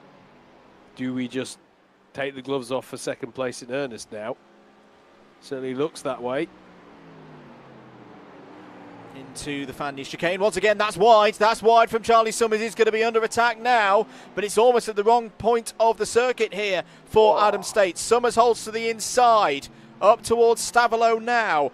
Ross Steele's still there. Ross Steele hasn't really played his cards yet, but has still got time to do so. They're bumper to bumper almost as they go up through Stavolo and towards Blanchimont now. On board with Ross Steele, the Ferrari of Adam State ahead. These two have been fighting since the very start of the season back at Okayama. Quick wipe of the wiper there from Ross Steele, such is the excitement. Now, will there be a route down the inside for Adam State? He thinks there is. He's pulled the move to the inside for second place, but he's gone too deep as Adam State. Back through goes Summers. On the outside now is Ross Steele. He's going to cut into P3. Beautifully done by Ross Steele. A mistake again from Adam State costs him a position.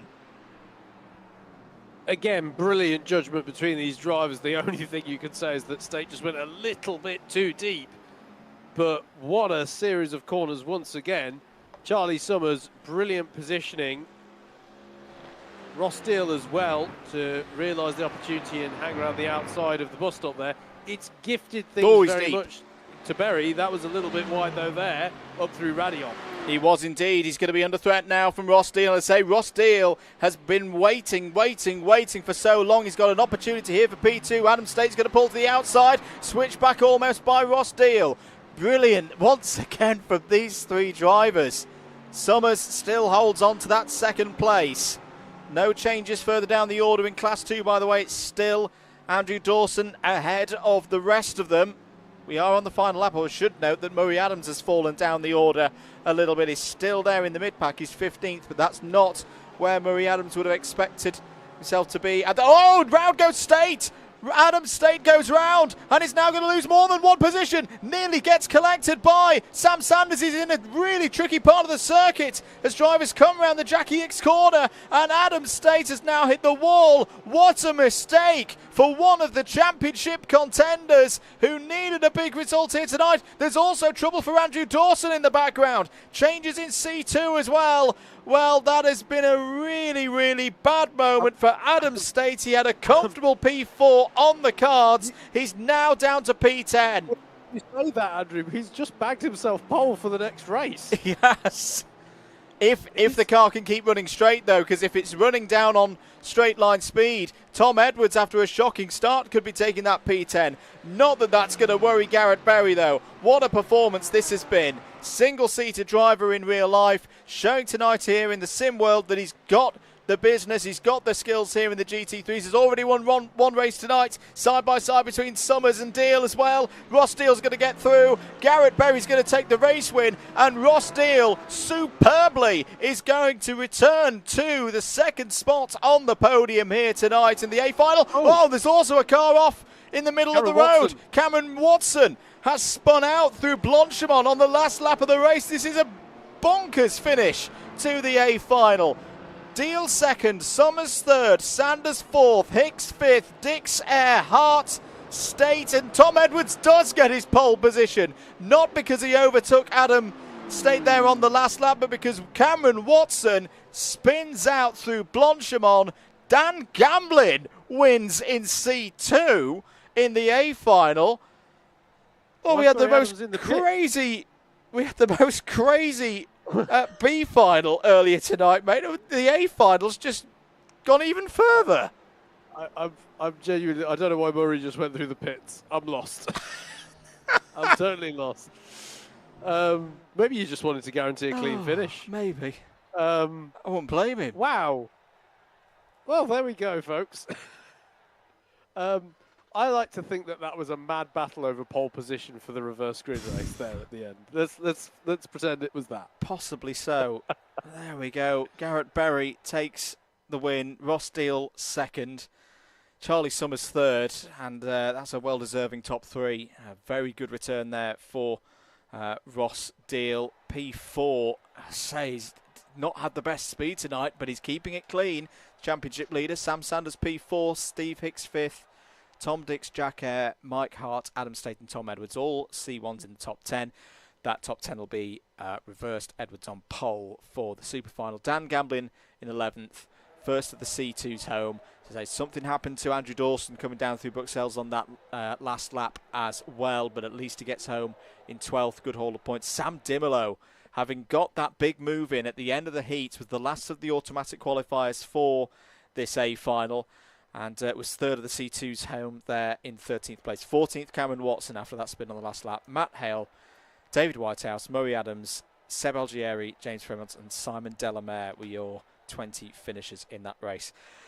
Thankfully for us in the virtual box here, we're going to take a short break whilst lobbies are reset for the Super Final. Don't go anywhere. 40-minute Super Final is up next.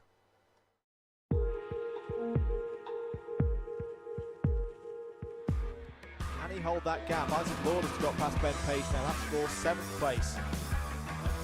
Go either into crucial Iredale's corner. Has Davis got the run? He's not going to be able to get the run surely down here into the Stuart Essence, but he may. Oh, he's got the run! He's gone for a big move. Switchback by Weaver.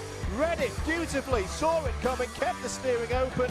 Let Ben Davis come into the inside, and he still held on to the lead. That was brilliant racing by all three of them here, and I think that's going to be the crucial moment because Joe Weaver, unlike 24 hours ago, is not going to need to do the overtake on the last lap. Joe Weaver takes the double in Senior Rotax Round 2 of Super 1 2022. Line on row 11, Jake Wilkins and Andrew Ravage on row 12, and then we'll have our two qualifiers from the B final. Bryn Albin and Dean Everest form up the 26 entries for this, the lightweight sprint A final for round 9 of the 2022 Club 100 Senior Sprint Championship. 12 minutes on the clock. Green light, great start for Mike Coppin, sweeps across the front. It's a hugely important race this for the championship at the start of the run into the end of the season. Coppin versus Brunton, early advantage, Howard, to Mike Coppin. Yeah, absolutely. Last score of the circuit. White flag is going to be out this time. If they get past the line, it will run to the end. There they go. Oh, it's a big moment for Chris Hansen. He's gone round. Is that going to take anybody else? Yes, it does. Kelly Wright's gone. Hart's gone. Dix has gone. My goodness me, the race is going to keep running though. It's not going to go under caution now. On the last lap, it's three of them. Sanders has the lead. He's going to hold the inside. There's not really much help for Brendan at all. He's going to try and get the side trap working here. He's pulling alongside. They're side by side as they come through turn 4. It's going to be a run to the line here for the Simply Catnip 200. It's really close between them. Is Sanders going to hold it? Oh, there's a bit of contact there on the line. It's a photo finish. It's a photo finish. It's Preston. It's Michael. Stages of this race. Ross Witherow is digging deep again. Has got down to a 32.435 now. It's about a tenth of an. Oh, he's gone for it. Big send. My goodness me. Ross Witherow, brave as anything, on the brakes into the final corner, takes the lead of the race.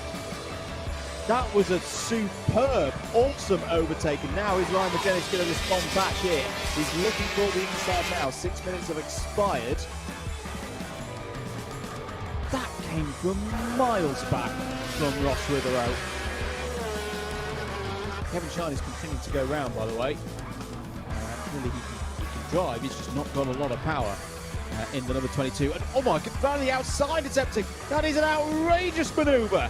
Oh, we saw one lap ago. That was even better from Ryan McGinnis. And over the line to take the racing room left by Whitefoot on the outside there. Good news for David Whitehouse, but he's got away. He just needs to get through Ascari Chicane and Curva Alboreto, and he's got a great result here. Tom Dix just holding in front of Steve Hicks there. Dix and Hicks at the moment on the outside of the top 10. They need to get up 2 positions if you're Steve Hicks to get on the front row for contact. That's going to be a big one. Into the wall goes Dix and Hicks. Through goes Ian Sumner. Good morning, everybody, and welcome to live coverage on Alpha Live of the 6th and final round for Rotax Max Challenge Switzerland 2022. My name's Andrew Mather. Great to be with you here at the historic Kartbahn Vollen circuit on the 1st of October 2022. We're here in northern Switzerland for this season finale, and it's got all the ingredients to be an absolute cracker here today. Here's your circuit, 815 metres in length, 12 turns, technical, in its 60th year as well, 60 years of racing here at Vollen. The circuit established in 1962. It's Michael Lenz. Oh, Michael Lenz, who had a great finish to heat number 2. Something has gone wrong for him there, and he is out of this race. That's a real shame for Michael Lenz. The driver he overtook for the lead on the last lap of heat number 2 goes by him. Samuel Ifrid. What a season it has been. He's going to finish it in the best way. The junior champion for the last 2 years. Was at Grand Final in 2021. He's going to be there again in 2022 as the senior Rotax Max champion. Samuel Ifrid takes the win here at Vollen. Kurt Wenger is going to take the win in Master Max. Final lap of the 2022 Mini Rock Super Final here at Lonato. Kanthan's down the inside, going for the move into turn 4, takes the lead. Has he overshot? It's going to be side by side between the two AB Racing drivers as they approach turn 5. Will be advantage Kanthan on the inside, holds onto the lead, but Cosma Christopher is charging along, has closed the gap. This is not over yet. Kalea still there in second place. They're heading towards the last few hairpins now. Kanthan defends to the inside. Kalea still there in second. Cosma Christopher can smell that remarkable victory. Kanthan's still got the lead of this race. He's got to defend down the inside into the last corner. Get the drive off the final corner. Who's going to be Mini Rock champion for 2022? It's going to be Vivek Kanthan. And the title stays in North America for another year. Vivek Kanthan wins the lead of the race. Cook is still there in second. Carter's still there in third. They slightly bang wheels. Carter around the outside takes second place. One more opportunity. You've got to think James Roots is still in there as well for the race win. Grayson Wortley, he's got to defend down the inside into Wilkins. He's done just that. He's got to get off the corner, or they're going to be 3 wide. Coming off the corner, Ronnie Carter's gone round the outside. Ronnie Carter becomes champion in the 2022 Super 1 Miami Bambino Championship with a last corner overtake. Have you ever seen a championship decided like that? What a race win. It's not going to be his first one of the year. Joe Holmes knows the situation. Richard Allen is going to win in the Brookmore Park, but for the first time since 2015, Anwar Barul Smith wins a...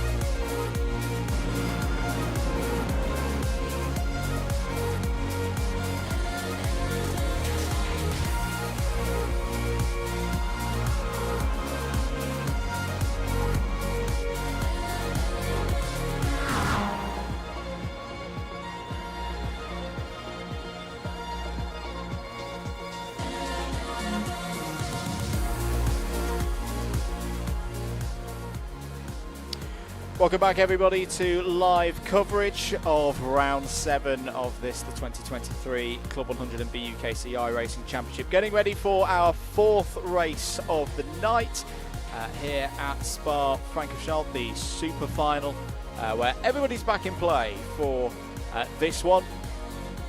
40 minutes round this classic circuit with a mandatory pit stop to combine results from this race with those already held so far tonight to determine the winner and the recipient of 100 championship points. Howard Mitchell, we've been doing this championship for getting on 4 years now. I don't think we've ever quite had an evening like tonight. It's been, well, it's made me speechless, which is very rare.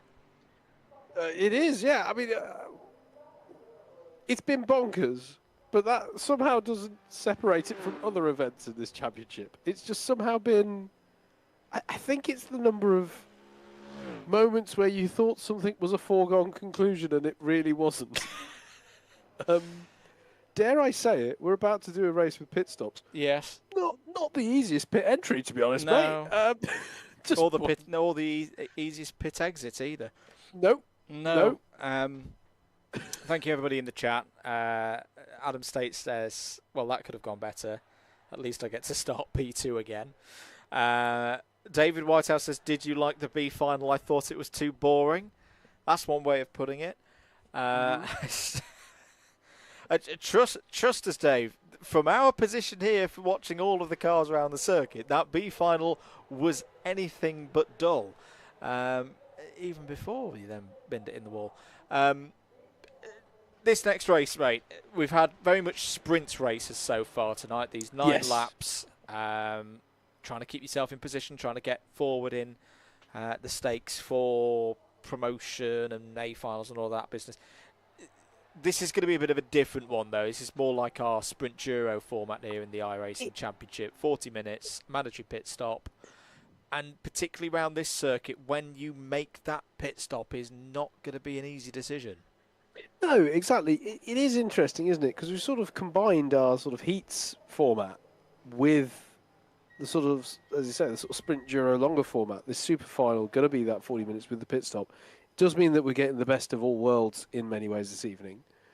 And yeah, it is going to be an interesting one. When do you time that stop? Because, not least because, Andrew, one of the things that we've seen, particularly at the sharp end of the field, is a very close pack, where it's very easy to potentially lose a lot of time if you're, exiting the pits into said pack.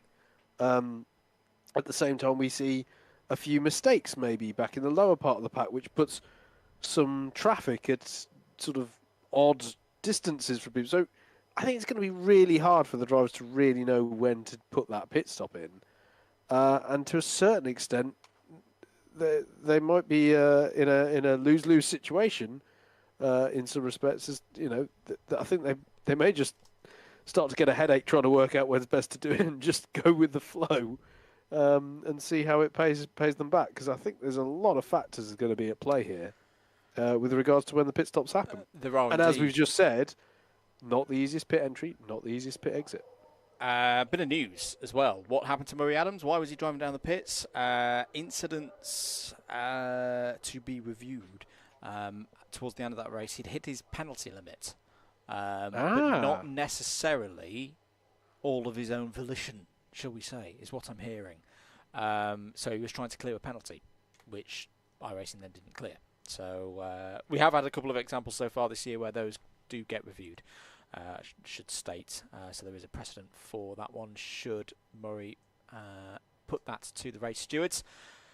Meanwhile, let's have a look at the grid for the super final, the super race. 40 minutes plus a pit stop in there as well. Tom Edwards has pole position for it, virtue of the partial reverse grid. Adam State P2, Mike Hart and Jack Eyre on row 2, Tom Dixon, Steve Hicks on row 3, Sam Sanders and Charlie Summers on row 4, Ross Deal and Garrett Berry, the winner of both races so far tonight that he's been in, are there on row 5. Dan Gamblin and Andrew Dawson are the first of the C2s, those with the blue number plates on the 6th row of the grid. Sam Dimmelow's had a great night so far tonight, row 7 alongside Cameron Watson. Matt Hale, David Whitehouse, row 8. Seb Algieri, James Fremont, row 9. Simon Delamere and Murray Adams, row 10. Simon Sanders, Matt Salmon and Craig Brown make the grid for this, the super final. Away we go then for 40 minutes here at Spa-Francorchamps.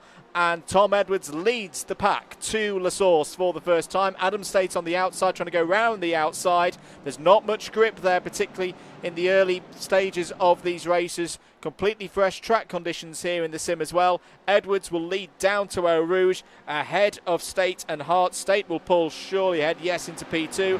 And it looks like everybody's got through the first couple of corners, Howard. Yeah, saw Craig Brown dropping down a couple of positions and wondered if there was an incident back there, but it is clean so far as they come down the Kemmel Straight for the first time in this sprint Duro race. The 40 minutes on the clock. One mandatory pit stop to be served. And for the first time this evening, Andrew, we see Jack Eyre running in the top 5, which he's had to work for and gets by dint of this reverse grid for the top 10. It means that Garrett Berry, who's had so much success already this evening, is going to have to work for it this time. It's Adam State who's got to the head of the field here, Andrew. I'm not sure how if we covered that he got by on Edwards finally there, but Adam State to the front of the field. Well, with the curious night that Adam State is having, this is actually a really good opportunity. He's got good points from the heats race. Having finished high up the order there, he's got decent points as well for finishing 9th in the A final, although it could have been so much more. This is a really good opportunity for him now if he can hit that pace that he's been showing so far tonight. Whilst the others, the likes of Summers, Berry, are all trying to work their way through this order. He's got a bolt off the front now. There's Sam Sanders, current championship leader on total points.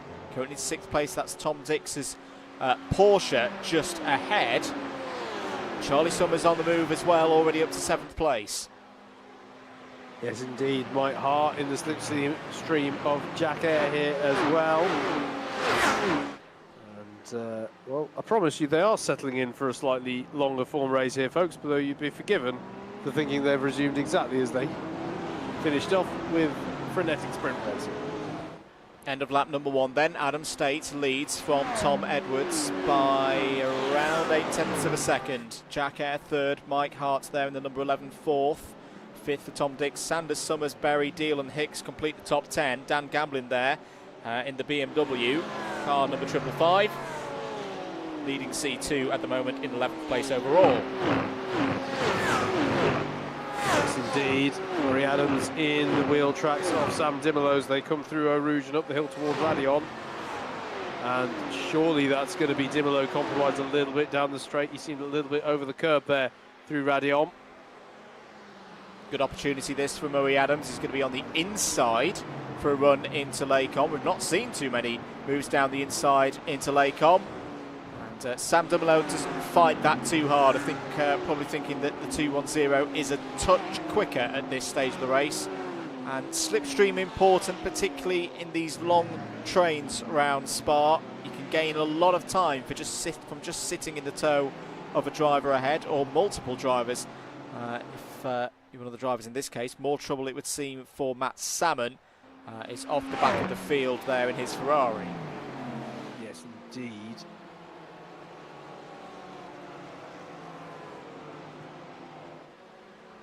Not too much spread in this early phase then, Andrew, which is what we want to see. There will naturally be perhaps a bit more spreading out this race with the longer format. But what I'm delighted to see immediately, Andrew, is a resumption of what has been, maybe I'm being unfair to other rounds we've had, but I think one of the strongest sort of front-running Class 1 packs. Yes. I mean, this round has been a fantastic advertisement for the class system because it was making it look like organisers made all the right decisions at the start of the season. Oh, don't go that far. That's true. That's true. Sam Sanders looking for an opportunity down the inside of Tom Dix, and I thought he was going to pull out of the opportunity then, and then there was a bit of space on the inside for Tom Dix. Everyone being very mindful of one another at the moment. Charlie Summers is in an interesting position now, because he's going to be on the outside lane. Is there going to be an opportunity for Garrett Berry to slip down the inside? No, Sam Sanders is desperate to try and find a way past Tom Dix here. Lots of jostling there in the second half of the top 10, but no position changes. Yeah, we go on board with Garrett Berry, who for pretty much the first time we've gone on board with him this evening is looking at the rear of another car. The hill through Radion onto the Camel Straight.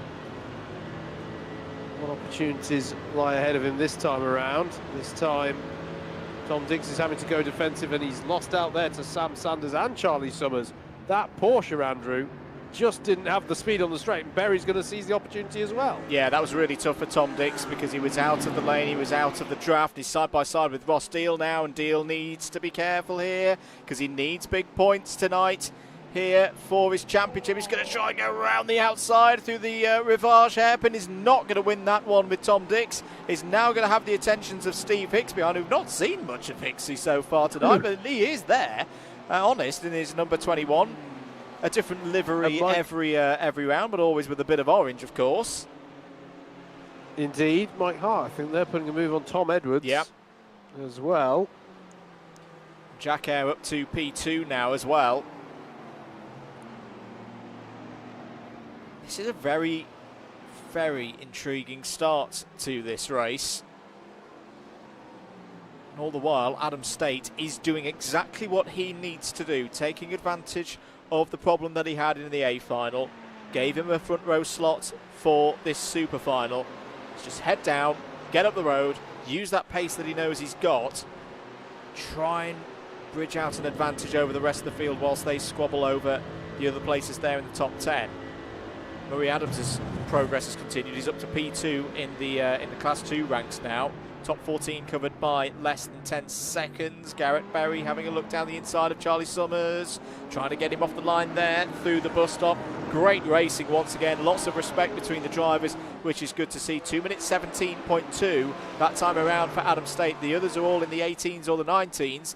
Berry and Summers still side by side again.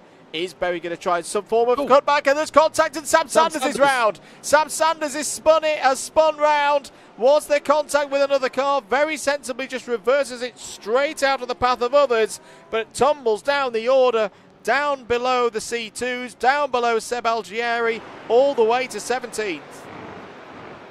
Yeah, costly moment that for Sam Sanders, no doubt about it. I think it might have been unforced, Andrew. I'm not sure. I've not got anything that shows contact on my screen in front of me. Is down the inside at Lecombe goes Mike Hart, and that is second place. And he's been following Jack Air through the top 10 for a few laps, Andrew, but that's a lovely move there by Hart up into second place. Standings at the moment for the event: 154 event points for Garrett Berry, 146.5 for Deal, 145 for Summers. That's your top three before the start of this one. Event points decide the positions for the round, of course, and then those are converted into championship points, the winner of the round receiving 100 of those championship points. On board with Murray Adams, who I think has got the bit between his teeth now. He's not happy at the end of the A final. He's fought his way back through and is now going for that class lead. Yeah, class 2 lead battle here. Into Fania. Is he going to be round the outside? That's bold.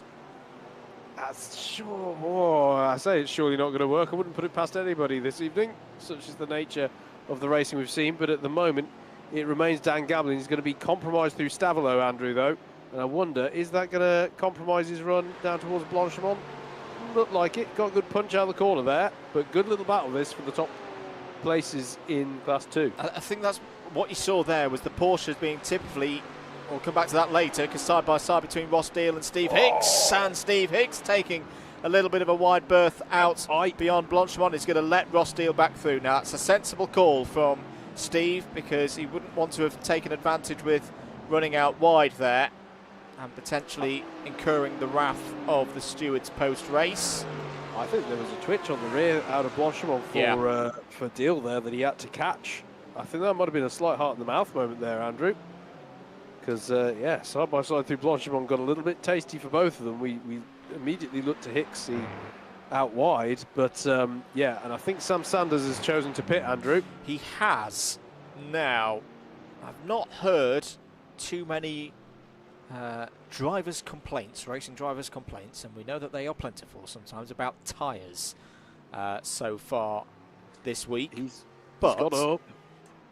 he will take some tyres and serve his one mandatory pit stop. And we'll need to do a level of nursing them. Side by side again for the C2 lead. Adams trying to go around the outside. Beautifully done. Beautiful overtake once again from Murray Adams, showing why he's going so well in this Class 2 category in 2023. Fair play to Dan Gamblin as well, was compliant in that move. And that's Murray Adams round the outside into 11th place overall. More importantly, the lead in C2. Yeah, really, really nicely done there by Adams. That is a textbook round the outside. I love the way we seem to be seeing more overtakes around the outside than up the inside there. It's always an interesting one. Just to come back to Sam Sanders, say, yeah, it's been the thing throughout the whole of 2023. The GT3s in particular on tyre wear, over a race such as 40 minutes, can be marginal. Some circuits you can make it work. In the VRS sprints, for example, which is a similar kind of format to what we run here in these 40-minute races. And I think here at Spa, in particular, it's one of those circuits where it's wise to take a set of tyres or even just a single axle of tyres to get you to the end of the race. There's your race leader, Adam State. Curious situation, I think, for Adam at the moment, because he's clearly pulling away, but it's one of those of like, how hard do you push it? Because he's having to work very hard. He's not getting any slipstream. He's not getting any help from behind, maybe a little bit of a bump draft, a very light bump draft, of course, if it's one of these GT3s. But, you know, he's made a couple of mistakes so far tonight through pushing too hard. You know, he could easily get inside his own head, make another mistake, and put all of this good work to bed. Yeah, certainly could. Certainly could, mate. It's an interesting one, isn't it? He's been battling pretty much all evening, and now he sort of finds himself in this race control role, and it is a bit of a it is a different mindset that you've got to have. You know, keep your focus, but don't overthink things. And yeah, at some point he's got to decide when he's going to do a pit stop as well. So it's it can be a slightly odd situation to be in. Just looking at where Sam Sanders has formed back out into. He's 22nd at the moment. And this is Ross Steele. And this is kind of the problem for Adam State. He doesn't want to get caught up in any of this. No. Because the pack is close tonight. It's one of those where I think track position is very, very key for you. You either want one of two things. Clear road ahead of you to get your speed up if you're one of the faster drivers, or a slipstream. So Adam State has got one of those things at the moment. It means he has to keep working hard, probably has to go a bit longer than he would like so he can clear more of this traffic. Here's a battle we've seen a few times this evening. This one again. Yes. Algieri and Whitehouse. Indeed. There's another battle that I'm intrigued to see in a moment or so, Howard. Well, battle of sorts, father versus son. Oh yes. In fact, I think he's already swapped. Sam Sanders has gone past his dad, and Sam will be on his way to 21st place. There's a touch of damage on the front of the 333 there for Richard, as here is 3rd and 4th place. This is Jack Eyre, the Rethink Racing BMW, and Tom Edwards, number 58, side by side running towards La Source. And this is not ideal for those trying to run this first pass of the race almost as a bit like a time trial. Garrett Berry there is through and into 5th place, so he's found a way past Charlie Summers in recent times. These drivers are, what do we say, 5-6 seconds behind the race leader now, and that gap is growing.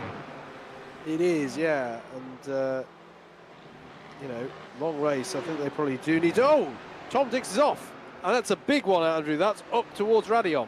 It is towards Radion. Well, he's to an extent been saved by the extra runoff towards driver's left, where I was about to think, is there going to be any damage? Surely there is damage to the car through and off up through Eau Rouge. He needs to be careful here that he doesn't bounce back out into the circuit. That's going to be a tow back to the pits job for Tom Dix, and he is out of this race effectively. Yeah, big disappointment there for Dix. Difficult GT3 season as a whole for Tom Dix. Say the only driver to have changed manufacturers twice. He just doesn't seem to have been in a rhythm with any of the cars so far this year. This is a bit of a fierce scrap. This is on board with Steve Hicks now. And it is a Flying Lizard livery. He did say whether there was going to be something special tonight. Very old school Flying Lizard livery, trying to find its way past Cameron Watson's AlphaTauri BMW. Approaching the midway stage of this race, 15.5 minutes of the 40 gone. Side by side once again, Tom Edwards trying to find a way past Jack Eyre, and has he now been able to do so? We'll have the inside line as they go to Blanchimont this time. Garrett Berry's there as well in the Mercedes AMG. Which lane does he choose? Because they're going to go side by side through Blanchimont. Really brave stuff between Jack Eyre and Tom Edwards. Garrett Berry looking for the inside. Is Garrett Berry going to go down the inside of both of them into the bus stop?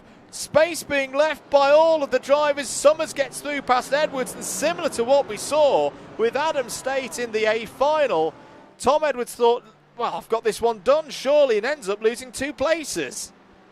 Brilliant, brilliant stuff. Not entirely done yet. Garrett Berry seals 3rd place, does he, from Jack Eyre? We'll have to see how they have a run down the hill. They're going to be side by side for 3rd and 4th place, but Garrett Berry is going to punch it chewy in that Mercedes, and based on what we've seen thus far, he's going to get the position. Indeed he does, through Eau Rouge and Radion. What about on the Kemmel Straight? Is Jack Eyre going to be able to have a response back towards Lecombe? One brilliant read again by Charlie Summers. One Mercedes being chased by 3 BMWs at the moment. Charlie Summers is looking down the inside of Jack Eyre there, and Jack Eyre just gives enough room round the outside to make sure that there was no contact there between those 2 drivers fighting over 4th place.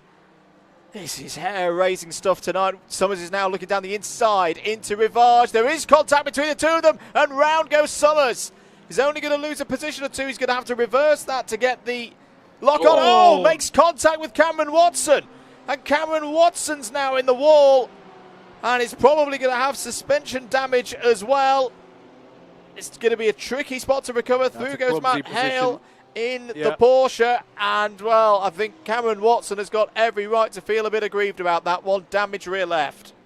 Yeah, that was a bit of a... It's so difficult. It is a difficult place for the car to go stationary.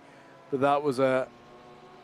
That's the first time this evening I've seen something Charlie Summers has done and sort of gone, that perhaps could have been done better. That was a bit of a clumsy rejoin. But it's a difficult one to judge. He wouldn't have had great visibility in the car. He'd have just been staring at the wall. And... he'd have just had to do it based off of his relative, but unfortunately that was poorly judged, and Cameron Watson is the one who's come off from that. Well, or come off worse from that, I should say.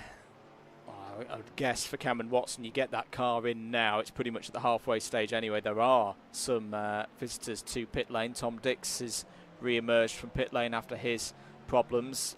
Richard Sanders has as well. Very close to the white line there was Richard Sanders. Charlie Summers is in now. It makes sense with the fast repairs in play that if you do have an incident, like we saw with Sam Sanders earlier, you get it in, you serve your mandatory pit stop, you get those fast repairs done, limit the losses. But it's going to be difficult for Charlie Summers to repeat the result that he had in the A final now. Yeah, and Cameron Watson making a similar call. It's done really well to make that get that car back to the pits, actually, as Cameron Watson. Back with the fight for 4th place. Jack Eyre there. Rethink Racing entry. The BPEC community with the purple flashes. Ross Deal in the all-white Audi R8, as he has had since the very start of the season. Tom Edwards all up in the top 6 at the moment, trying to keep away from Steve Hicks behind. The gap is, what, about 3.5, 4 seconds to Steve Hicks there. Murray Adams continuing to lead in C2. He's gained 12 positions in this race so far. Steve Hicks has the close company of Murray Adams as well. These two Porsches. He said that in the admin chat that we reckoned at some point Hicks and Adams would have a cuddle outside on circuit in their joint sharing Porsche pain. Great through this part of the circuit, through the parts where you need the vehicle dynamics performance, but not so great on the straights. No, indeed. That sort of balance, wax and wane of this circuit that I was alluding to earlier, definitely on display with that. On board with Ross Deal.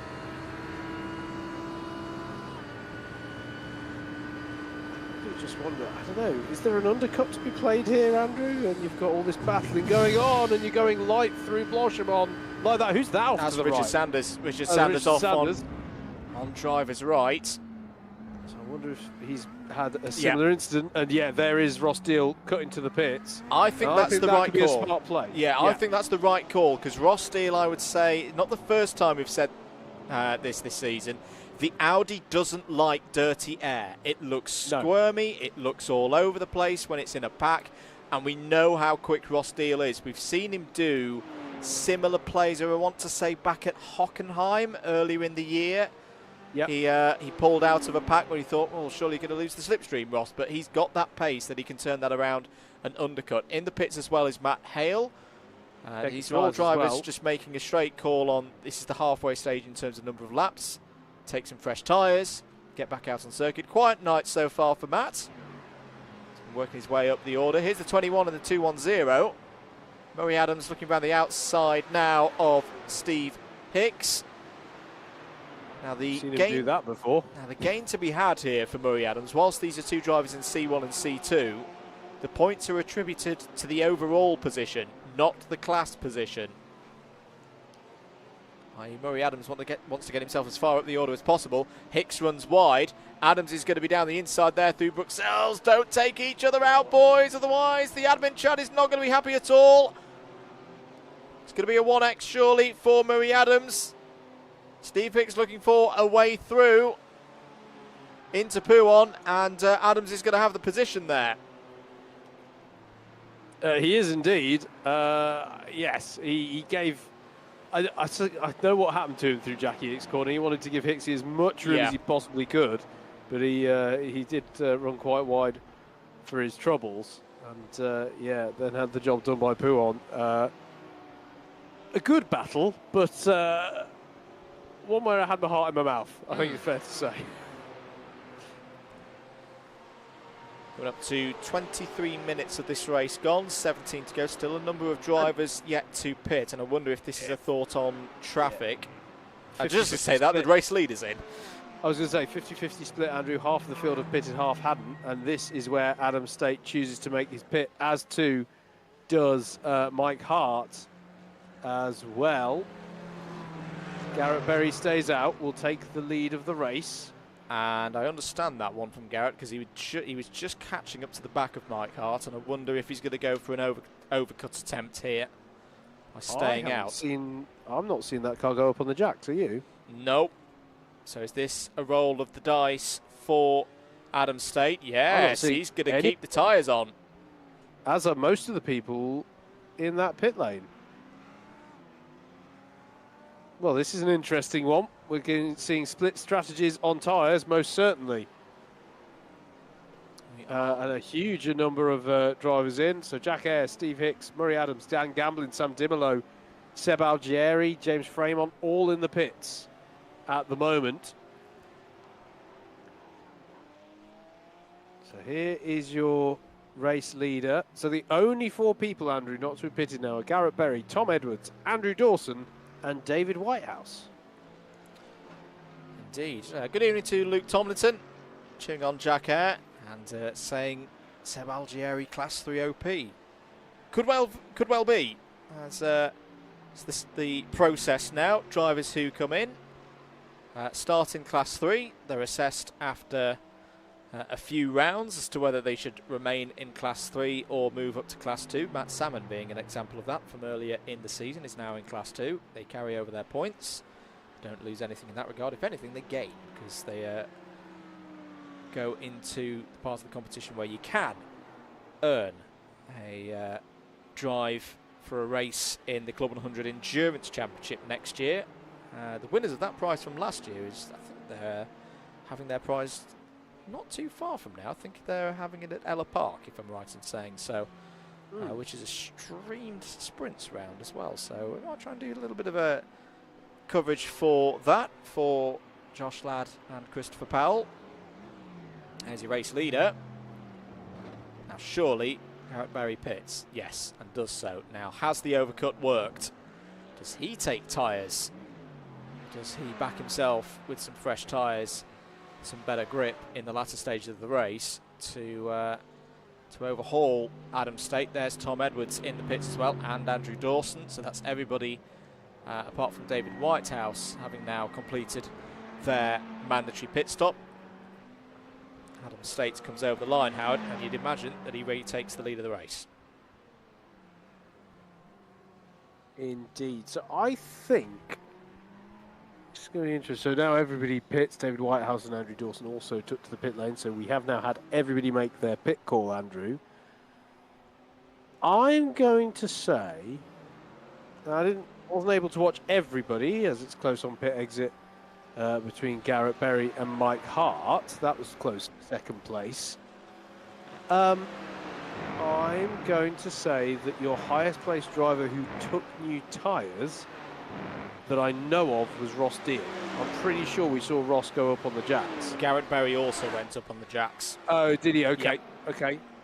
So that's going to be an interesting one as the race goes on. And it would seem that Adam State has pulled out a bit more of a gap, because the gap to Berry and Hart was 7.5 seconds before the pit stop phase. Yes. Yeah.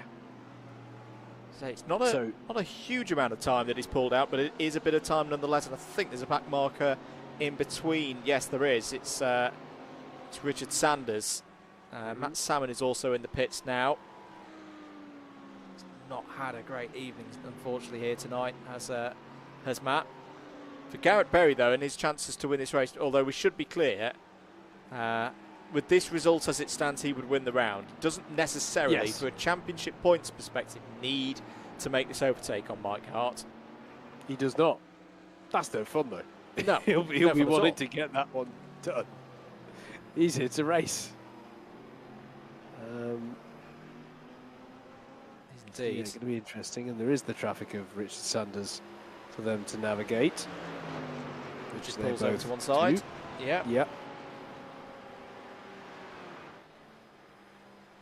28 minutes of the race to go. Fight for second place. Mike Hart and Garrett Berry. Mike Hart, will he defend down the inside? Yes, he will. Garrett Berry trying to look round the outside there, trying to use that fresher rubber, trying to get the BMW off the racing line. Behind them, Ross Deal has found a way past Tom Edwards, has got up into fourth place now.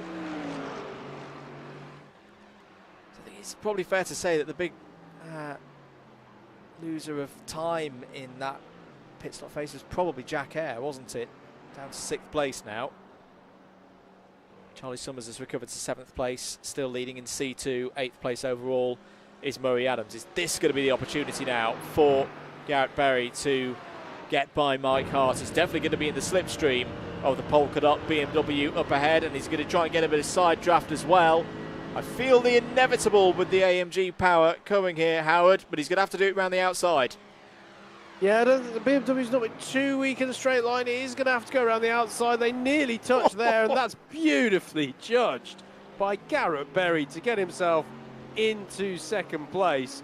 Not the first time we've seen that move this evening, Andrew, but just as impressive. I mean, if not more so. You couldn't have put a piece of paper between them in the middle of that corner, and beautifully judged by both drivers.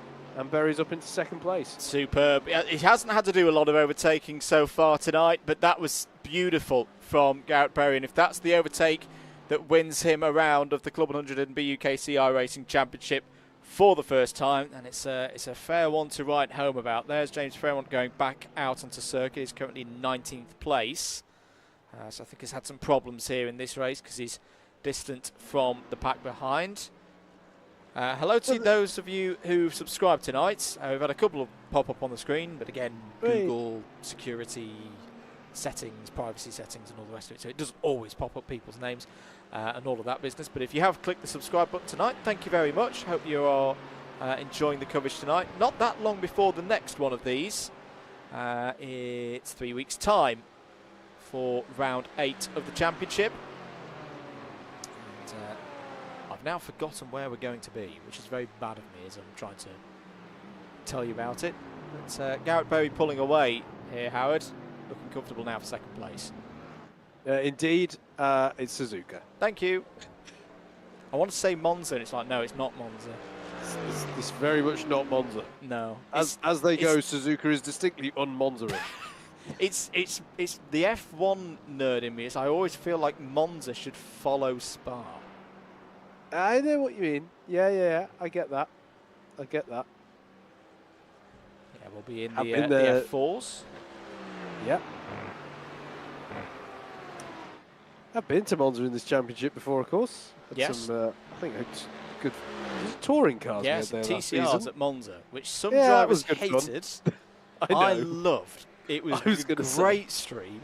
We'd do it again. Now, this, Andrew, is the interesting thing for me now. Garrett Berry has stolen a march on Mike Hart. And if you're right in what you say, that he took tyres, that is a distinct strategy split between our race leader and the driver in second, who has won every race he's been in so far this evening. So but he's spun! He's spun at the Bruxelles hairpin, and he's going to lose a number of positions now. Past goes Deal, past goes Edwards. Completely unforced error from Garrett Berry. What? Well, there we go. Are we counting that as a commentator's curse? Yes. I don't know. But that was how uncharacteristic was that, though? The man who's been winning so much this evening just lost it. That's bizarre. I mean, he's several laps into this stint. He's not going to have cold tyres. That must underline how hard he was pushing. I'm right. I go back to my previous statement there for Andrew. The highest placed driver, who I think took new tyres, is now Ross Steele. I tell you what, this is... Oh, I don't think that will be enough of a points move to swing it out of Berry's favour, but it's definitely going to make it a bit close. We'll stay on the air until we've got a provisional result, and we should stress it will be a provisional result because there will be a protest period that will be reviewed in due course. This is the Murray Adams and Steve Hicks battle. Please don't hit each other, boys. I was going to say, if we're staying on air until we get a confirmed result, we better hope there's not a fight going on within the organising committee. I'm going to have to wear many hats on the stewards committee in the week.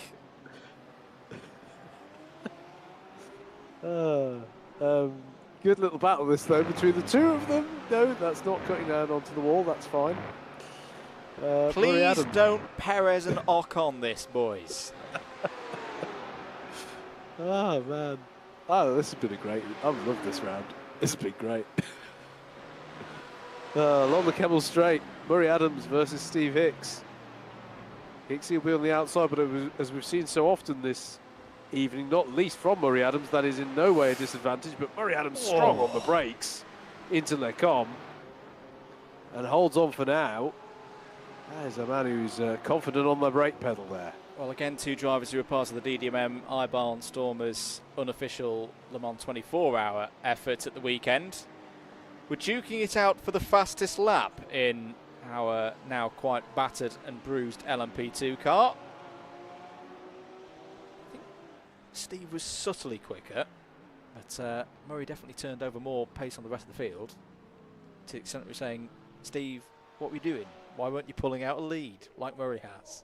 Anyway, 35 minutes of the clock to go, or 35 minutes gone, I should say. 5.5 minutes of it to go. All okay, mate?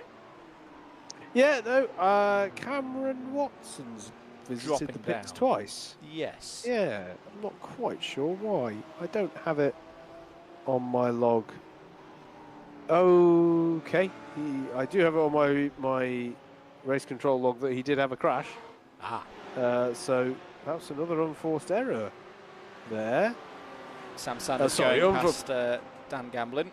Sorry, another unforced error is a little bit harsh now. I think about how Cameron Watson had contact earlier on. It wasn't really his fault earlier on. But some drama there before Watson's race and rounded out what has been a rather unfortunate longer format race for him this evening. Hello to Jenny Dow, who's subscribed to the channel. Thank you, Jenny, for pressing the button, giving your support here to DDMM. More commentary coming up at the weekend. If you weren't already aware, finale for Super 1 2023 at Shennington. We'll be there for some of the media duties and interviews on the Saturday, and the full Alpha Live stream on the Sunday for the last round of the championship. There will be, I reckon, at least a couple of the series of categories going to that last day. And well, you've seen when we played the show reel out earlier, also having a little bit of break between the lobbies. Shennington has been known to throw up a little bit of a dramatic finish, as Garrett Berry's having a dramatic moment there, running out of Laycombe, going for a bit of rallycross. Well, they do hold rallycross events here now at Spa, but not on that bit of the circuit. Garrett Berry pushing all the way to try and get back up to second place. I mean, they've taken the Tour de France through here, mate. It doesn't mean you have to take inspiration from these things. Yeah, blimey, he really is pushing, isn't he? But just to follow up, I'm just looking through the track log here. I think that what happened to Cameron Watson was contact between himself and David Whitehouse. So I think Whitehouse may have a little bit of damage as well that he's nursing at the moment. But yeah, I think it went from bad to worse there for Cameron Watson, and he'll be looking to move onwards and upwards from this one. Yes, yes, he will indeed. Couple of minutes to go then. Adam State looking comfortable. State of the round a little bit up in the air since Garrett Berry's half spin down at Rivage. There is Garrett Berry looking back from Tom Edwards at the moment into the bus stop. Berry's so good on the brakes. He's got the front end of that Mercedes really planted to stress. All fixed setups here. No one allowed to play around with the settings and gain advantage from that way. Almost very much in the Club 100 ethos of you run what you get. Tighter line from Berry. He's going to try and set one up into Laycombe, surely. Tom Edwards trying to break the slipstream there. But probably, what do we reckon, Howard? 2 more laps to go for the drivers as Adam State's on the Kemmel Straight. Yeah, close between Mike Hart and Ross Deal as well ahead of them, you know. There's 2 battles to watch here as they're both heading down towards Lecombe. Nothing on there for those 2, but Garrett Berry is going to be down the inside of Tom Edwards there and up into 4th place. We haven't got all the maths in front of us, mate, but these kind of things, yeah, this might be him getting back into that round-winning contention. Even if maybe the win or the opportunity to challenge for the win got away from him on this particular occasion. Ross Steele's going to be in a decent spot here. Oh, look, side by side, 2 committee members. Murray Adams and Steve Hicks going over it once again. Murray Adams back ahead into 8th place. Are they discussing ideas for next season through the win, like How through the car about windows? we do this or this? The thinking is change of schedule as well, and leaning the season to more off-season for in real life motorsport, as I say. More on that in due course. There will be a 2024 Club 100 iRacing Championship, can assure you of that. I know what it is. They're just trying to save time on shooting the promo reel for next. They're just getting good racing footage. Yes, that was it. Yes. I approve of all of this. Yeah, that's what the flash new livery is for and everything on Adams's car. 30 seconds on the clock. Race leader has just crossed start-finish to go on to the final lap. This is the fight for 10th place. Andrew Dawson and Sam Sanders on your screens. It's been a difficult race, this, for Sam Sanders. Oh, it's a bit of a squirm there. Again, the Audi. Not the first time. It does not like dirty air. It hasn't liked dirty air all season long, has the Audi R8. And testament to anyone who's managed to make it work. This is the last time we'll see the GT3s running in the CLUB100 BUKC iRacing Championship for 2023. White flag in the air then. Adam State, 15.8 seconds. We've got to give it to Adam State because he made mistakes in the A final, which perhaps he shouldn't have been making, but he's responded brilliantly with this run from the front row of the grid to dominate here in the super final. He has. I mean, I reckon he can start it out at this point and say, I didn't make mistakes. I ended up exactly where I intended to on the grid. But yes, look at this though. Who's going to get the podium? That's Berry's got past Ross Deal. Garrett Berry has got past Ross Deal. And Deal, I think, is looking for any opportunity to get that back because he'd very much like to finish with a podium here. And I'll remind you, as far as we're aware, Mike Hart did not take new tyres, whereas Berry and Deal did. Now, I think this would put Garrett Berry back into round-winning position. He's trying to do everything to put Mike Hart off here, but believe me, that's easier said than done.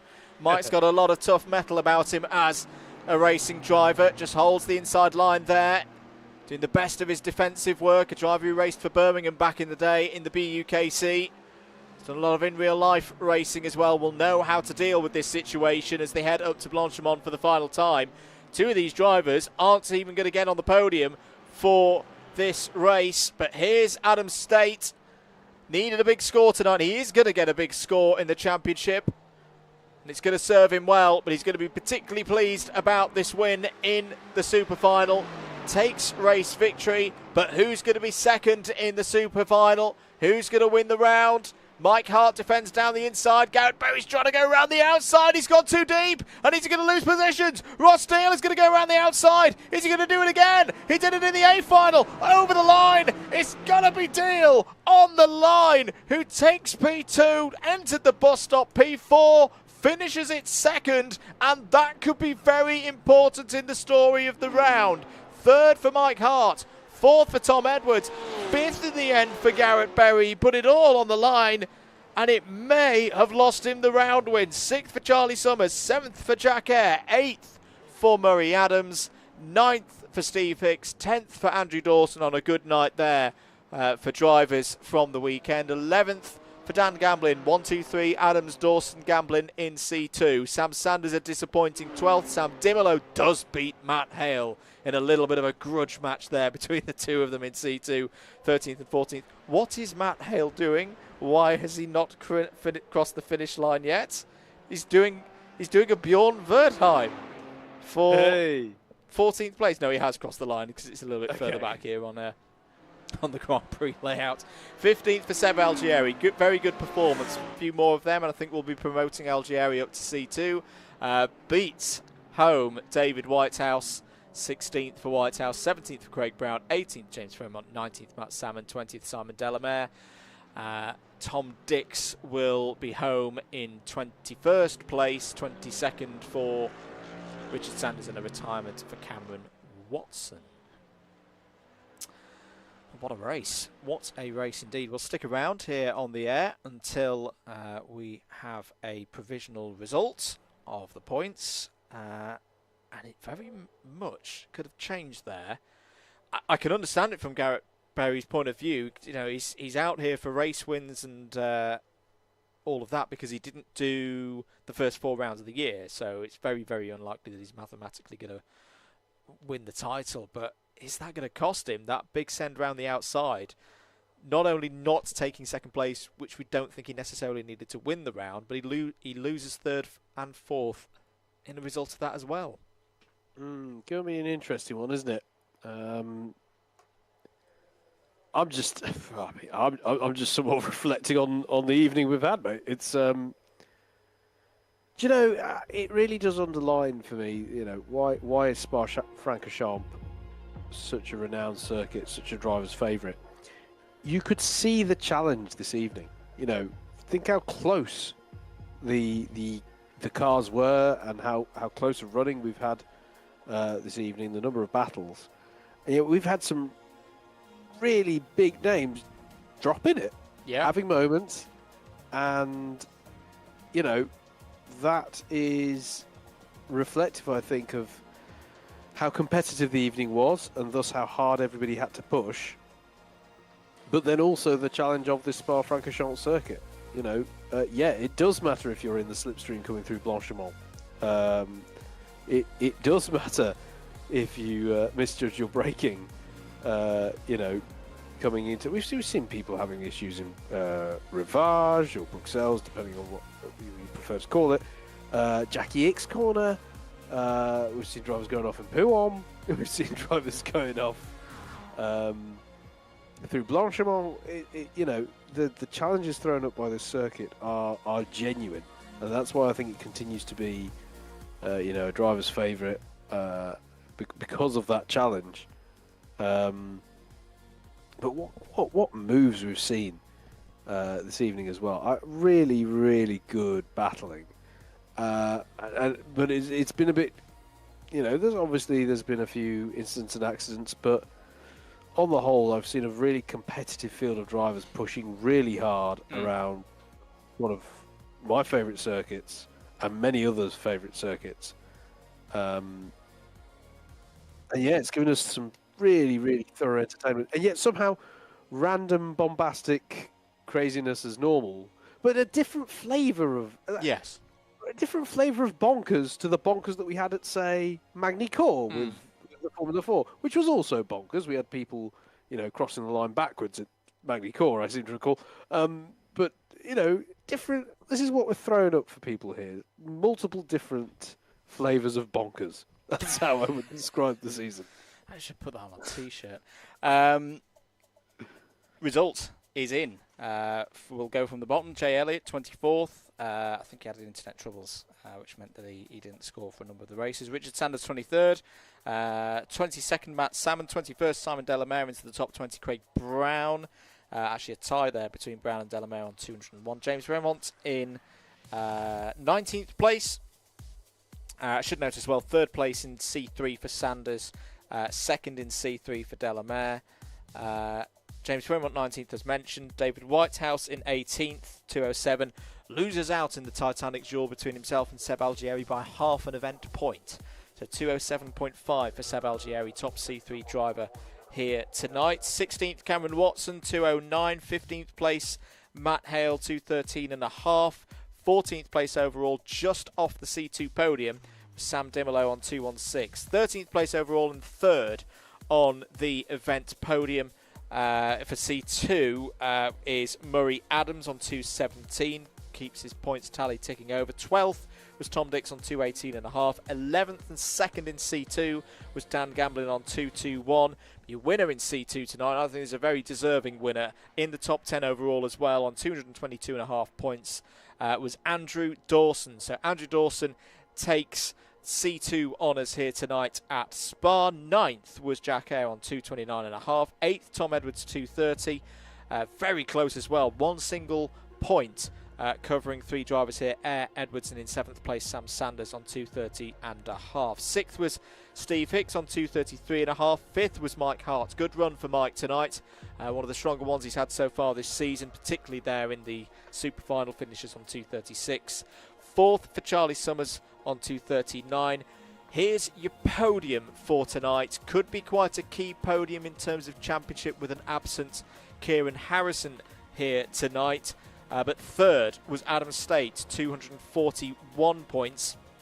2nd was Ross Deal on 244.5, which means that your round 7 winner here at Spa is Garrett Berry, 249 points for the event. That will be converted through into 100 points in the championship. He's definitely going to be happy about that, Howard, but I think also Kieran Harrison's going to be quite happy about that on a night where he couldn't be here, it's not one of those other drivers who could probably beat him in the championship if the scores go their way, taking the maximum score. Yeah, that's a really key point, mate. You know, Sam Sanders there down in 7th place, and Jack Ayres had an interesting one, I think, this evening, hasn't he? You know, they're in 9th. Yeah, it's been a good evening, which is a weird thing to say with him not here, but it's been a good evening for Kieran Harrison from a championship perspective. I've got to say as well, mate, to a certain extent, you never quite know how things would have gone in that latter race with the grid, the reverse grid being different. But to a certain extent, as good as Garrett Berry has been, winning 2 races, in a way, Adam State lost that round win with that spin at Jackie Ick's corner. Yes. That in some ways lent the points back to Berry. Now, you could say that meant that Adam State ended up starting second on the reverse grid race, which he then went on to win. So, you know, would that have happened? So you can never say for certain, but as I was sort of alluding to before we got those results in, on an evening where we have seen